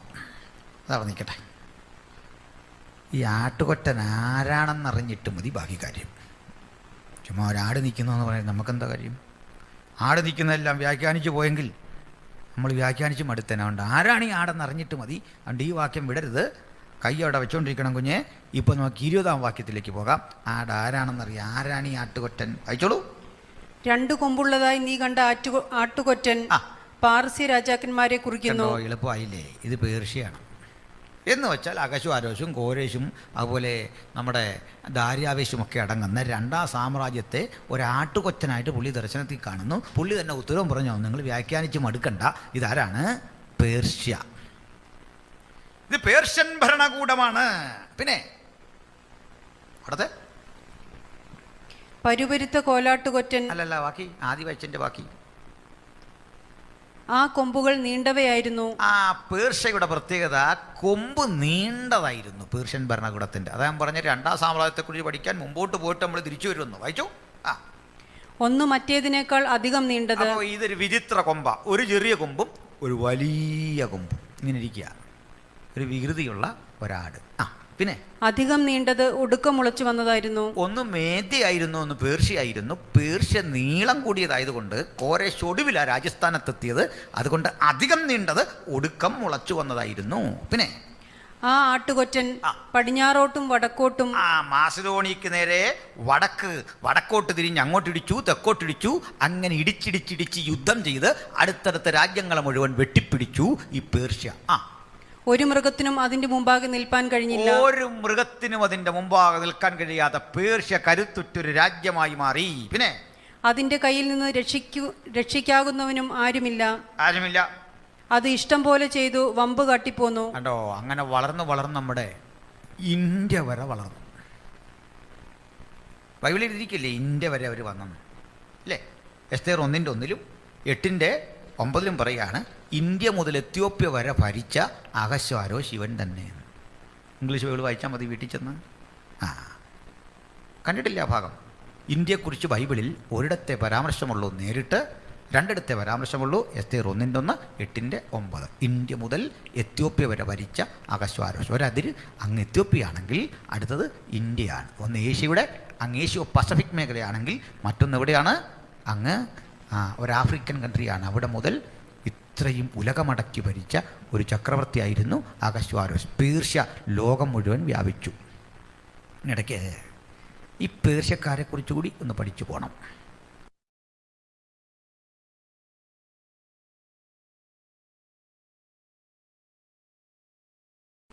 ഇറാനാണല്ലോ പേർഷ്യ. രാഷ്ട്രം സൗരാഷ്ട്രം. ഈ സൗരാഷ്ട്ര സ്ഥാപിച്ച മതം പേർഷ്യൻ മതം. അതിലൊരു ദേവനുണ്ട്. ആ ദേവസ്ഥ എന്ന് ഞാൻ പറഞ്ഞിട്ടില്ല ദേവൻ്റെ പേര്. പിന്നെ എങ്ങനെ? അഹുരമസ്ത, AHUR, അഹുര എന്ന് തൽക്കാലം പറഞ്ഞാൽ മതി. അഹുര, മനസ്സിലായോ? ഞാൻ ദേവൻ്റെ പേര് പറഞ്ഞിട്ടാണ് നിങ്ങൾക്കൊരു മടുപ്പ്.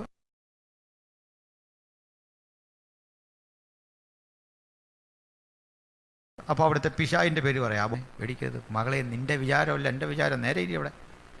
ഇന്ന് പകൽ രാത്രിക്കാലം മകളെ നീ ഇവിടെ ശ്രദ്ധിച്ചിരി, അലമ്പരുത്. അതുകൊണ്ട് ഈ അവിടുത്തെ പിശാചിൻ്റെ പേര് പറയുമ്പോൾ കുഞ്ഞ് വിഷമിക്കല്ലേ. അവിടുത്തെ ദേവൻ്റെ പേര് അഹുര, പിശാചിൻ്റെ പേര് അഹ്രിമാൻ. എങ്ങനെയാ? വിഷമിച്ചത് പറഞ്ഞൊരു പ്രയാസം ഉണ്ടാക്കണ്ട. എങ്ങനെയാ പേര്? അഹ്രിമാൻ. ഞാനിത് നല്ല കൃപയുള്ള ആൾക്ക് വേണ്ടി പറഞ്ഞാണ്. ആരെങ്കിലും ഈ ഇറാൻ വഴിയൊക്കെ യാത്ര ചെയ്യുകയാണെങ്കിൽ ഒരു പോര് വന്നാൽ ശാസിക്കാൻ വേണ്ടി ഞാൻ പറഞ്ഞതേ ഉള്ളൂ. വാത് കെട്ടി ബന്ധനമിട്ട് പോരാടുന്ന അഹ്രിമാനെയും അവൻ്റെ കോട്ടകളെയും നിങ്ങളുടെ മനോധർമ്മം പോലെ പറഞ്ഞോളൂ, അത്രേ ഉള്ളൂ. പോട്ടെ. അപ്പോൾ ഇവർക്കൊരു പ്രത്യേകത, ഈ Ahura Mazda is the god of light, വെളിച്ചത്തിൻ്റെ ദേവനാണ്. അഹൂരമസ്തെ ആരാധിക്കുന്നവർ വെളിച്ചത്തെയാണ് ആരാധിക്കുന്നത്. തീയൊക്കെ കത്തിച്ച് വെച്ച്. നമ്മുടെ നാട്ടിലൊക്കെ ഉണ്ട്. നമ്മുടെ രത്തൻ ടാറ്റയുമൊക്കെ ഈ പേർഷ്യൻ മതത്തിൻ്റെ ആളുകളാണ്. ടാറ്റ ഇന്ത്യയിലെ അത് പൊട്ടൊരു രസകരമായ മത. അവരാണ് ഇന്ത്യയിലേക്ക് ഈ ടൈപ്പുള്ള ഉടുപ്പ്, ഈ ജുബ്ബയൊക്കെ കൊണ്ടുവന്ന അവരാണ്. ജുബ്ബ, പേർഷ്യൻ പരവതാനികൾ, തബല എന്ന സംഗീതോപകരണം, ഹിന്ദുസ്ഥാനി സംഗീതം, ഇതെല്ലാം കൊണ്ടുവന്നത് ഈ പേർഷ്യക്കാരുടെ വരവ. അതിനൊരു ഘട്ടത്തിൽ പറയാം. പോട്ടെ, നല്ലൊരു സാമ്രാജ്യമാണ്. അപ്പോൾ അവരൊന്ന് പറഞ്ഞതേ ഉള്ളൂ. ഇങ്ങനെ വ്യാപിച്ചു കിടന്നു ലോകം മുഴുവൻ. ആട്ടുകൊറ്റൻ ഇഷ്ടം പോലെ ചെയ്തും വമ്പ് കാട്ടിയും പോന്നു. ഒരു ഘട്ടം കഴിഞ്ഞപ്പോൾ ആദ്യത്തെ രാജാക്കന്മാർ കോരശുവൊക്കെ മരിച്ചപ്പോൾ ആ നല്ല മനുഷ്യരൊക്കെ മരിച്ചു ഒടുവിൽ രാജ്യം അധപ്പതനത്തിൻ്റെ ആഴങ്ങളിലേക്ക് പോയി. പേർഷ്യ അതിൻ്റെ അഹന്തയുടെയും ആ തിന്മയുടെയും മൂർധന്യ ഘട്ടത്തിലേക്ക് കടന്നു. അതവിടെ നിൽക്കട്ടെ. അപ്പോൾ രണ്ടാം സാമ്രാജ്യത്തെക്കുറിച്ച് നമുക്ക് തൽക്കാലം അത് മതി. അടുത്തിലേക്ക് പെട്ടെന്ന് പോകണം. വായിച്ചാട്ട്. ഞാൻ നോക്കിക്കൊണ്ടിരിക്കുമ്പോൾ ഒരു കോലാട്ടുകൊറ്റൻ പടിഞ്ഞാറ് നിന്ന് നിലം തൊടാതെ. അവൻ്റെ വരവ് ശ്രദ്ധിച്ചൊരു കോലാട്ടുകൊറ്റൻ പടിഞ്ഞാറ് നിന്ന് നിലം തൊടാതെ സകല സർവഭൂതലത്തിലും കൂടി വന്നു. സർവഭൂതലത്തിലും കൂടി നിലം തൊടാതെ വന്ന ഈ കോലാട്ടുകൊറ്റൻ ആരെന്നറിഞ്ഞിട്ട് ഒരടി നമ്മൾ മുമ്പോട്ട് വെക്കുന്നുള്ളൂ. അവിടെ കൈവച്ചുകൊണ്ടിരിക്കണം. കുഞ്ഞെ മാറ്റല്. നമുക്ക് 21 വാക്യം വായിച്ച് അപ്പോൾ നമുക്ക് പിടികിട്ടും ആരാണ് ഈ കക്ഷി. പരുപരുത്ത കോലാട്ടുകൊറ്റൻ യവന രാജാവും. ആരാ കക്ഷി? യവനൻ. യവനൻ എന്ന് പറഞ്ഞാൽ എന്താ? ഗ്രീക്ക്. ഈ ഗ്രീക്കുകാരാന്ന് വിളിച്ചപ്പോൾ എന്തിനാ യവനൻ എന്ന് വിളിച്ചേ? അതിന് കാരണമുണ്ട്. ഈ റോമക്കാർ ഗ്രീക്കുകാരെ വിളിച്ച പേരാ ആയോണിയന്മാർ. എങ്ങനെയാ? ആയോണിയൻ. അതിൻ്റെ അർത്ഥം പരിഷ്കാരി, സിവിലൈസ്ഡ്, നഗരത്തിൽ നിന്ന് വന്നവൻ, നാഗരികൻ. ഓക്കെ. റോമക്കാർ വിളിച്ചാണ് അവരെ. അവരുടെ വിദ്യാഭ്യാസവും അവരുടെ അറിവും ഗണിതശാസ്ത്രത്തിലും തത്വചിന്തയിലും ഒക്കെ ഉള്ള അവരുടെ മേധാവിത്വം നിമിത്തം വിളിച്ചാണ് ആയോണിയന്മാർ. ഈ ആയോണിയത്തിൽ നിന്ന് വന്നവൻ, നഗരത്തിൽ നിന്ന് വന്നവൻ എന്ന അർത്ഥത്തിൽ വിളിച്ച് നമ്മുടെ കേരളത്തിലെത്തിയപ്പോൾ അവനെ വിളിച്ചു യവനനെന്ന്. പിടിയോ? നമ്മൾ മാത്രമല്ല പാട്ടിലേക്കുള്ള യവന കഥയെന്നോ ഓയിൻവഴി കവിതയിലുണ്ട്, അറിയാതെ ജനനിയെ പരിണയിച്ചൊരു യവന തരുണൻ്റെ കഥ എത്ര പഴകി. യവനൻ ഗ്രീക്കുകാരൻ, ഒരു യവന ഗോഡിൻ്റെ കാര്യമാണ് ഭൂമിക്കൊരു ജന്മഗീതത്തിൽ അദ്ദേഹം പാടുന്നത്. അപ്പോൾ യവനൻ എന്ന പേര് നമ്മൾ കേട്ടിട്ടുണ്ട്. ഹോട്ടലിലൊക്കെ അംബ്രോഷ്യ എന്നൊക്കെ പേര് കാണാം, ഒരു യവന ഫുഡിൻ്റെ പേരാണ്. യവന ഭക്ഷണം വളരെ ഫേമസ് ആണ്. യവന സുന്ദരി ഇങ്ങനെ കേട്ടിട്ടുണ്ട്, അഫ്രോഡിറ്റസിൻ്റെ ഒക്കെ പേരാണ്, മിനർവയുടെ ഒക്കെ പേരാണ്. പോകട്ടെ. അപ്പോൾ ഗ്രീക്ക് ഒരു വലിയ രസകരമായ രാജ്യമാണ്, പഠിക്കാൻ അറിയുന്നുണ്ട്. അപ്പോൾ ഈ പരിപരുത്ത കോലാട്ട് കൊറ്റൻ യവന രാജാവാണ്, ഗ്രീക്ക് കിങ്ങാണ് ഈ വരുന്നത് എന്നാണ് ദാനിയേൽ പറഞ്ഞത്. ആട്ടുകൊറ്റനെയും കോലാട്ടുകൊറ്റനെയും മനസ്സിലായോ? ഒരാൾ പേർഷ്യ, ഒരാൾ ഗ്രീസ്. അർത്ഥാൽ രണ്ടാം സാമ്രാജ്യമാകുന്ന പേർഷ്യയും മൂന്നാമത് കണ്ട വയറാകുന്ന ഗ്രീക്കും തമ്മിലുള്ള ഒരു ഏറ്റുമുട്ടലിൻ്റെ കളമൊരുങ്ങിയാണ്. ഇനി ആദ്യം വായിച്ചതിൻ്റെ ബാക്കി വായിക്കാം.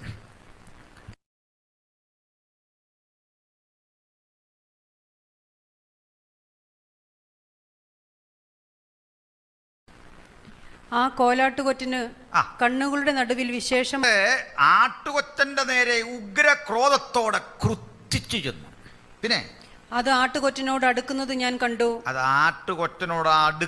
ഞാൻ കണ്ടു. എന്ന് പറഞ്ഞാൽ പേർഷ്യക്ക് നേരെ അലക്സാണ്ടർ തേരോടിച്ചു ചെന്നു. പിന്നെ അത് ആട്ടുകൊറ്റനോട് ക്രുദ്ധിച്ചു, ആട്ടുകൊറ്റനോട് കോപിച്ചടുത്ത് ചെന്നു. പിന്നെ അതിനെ ഇടിച്ച് അതിന്റെ കൊമ്പ് രണ്ടും തകർത്തു,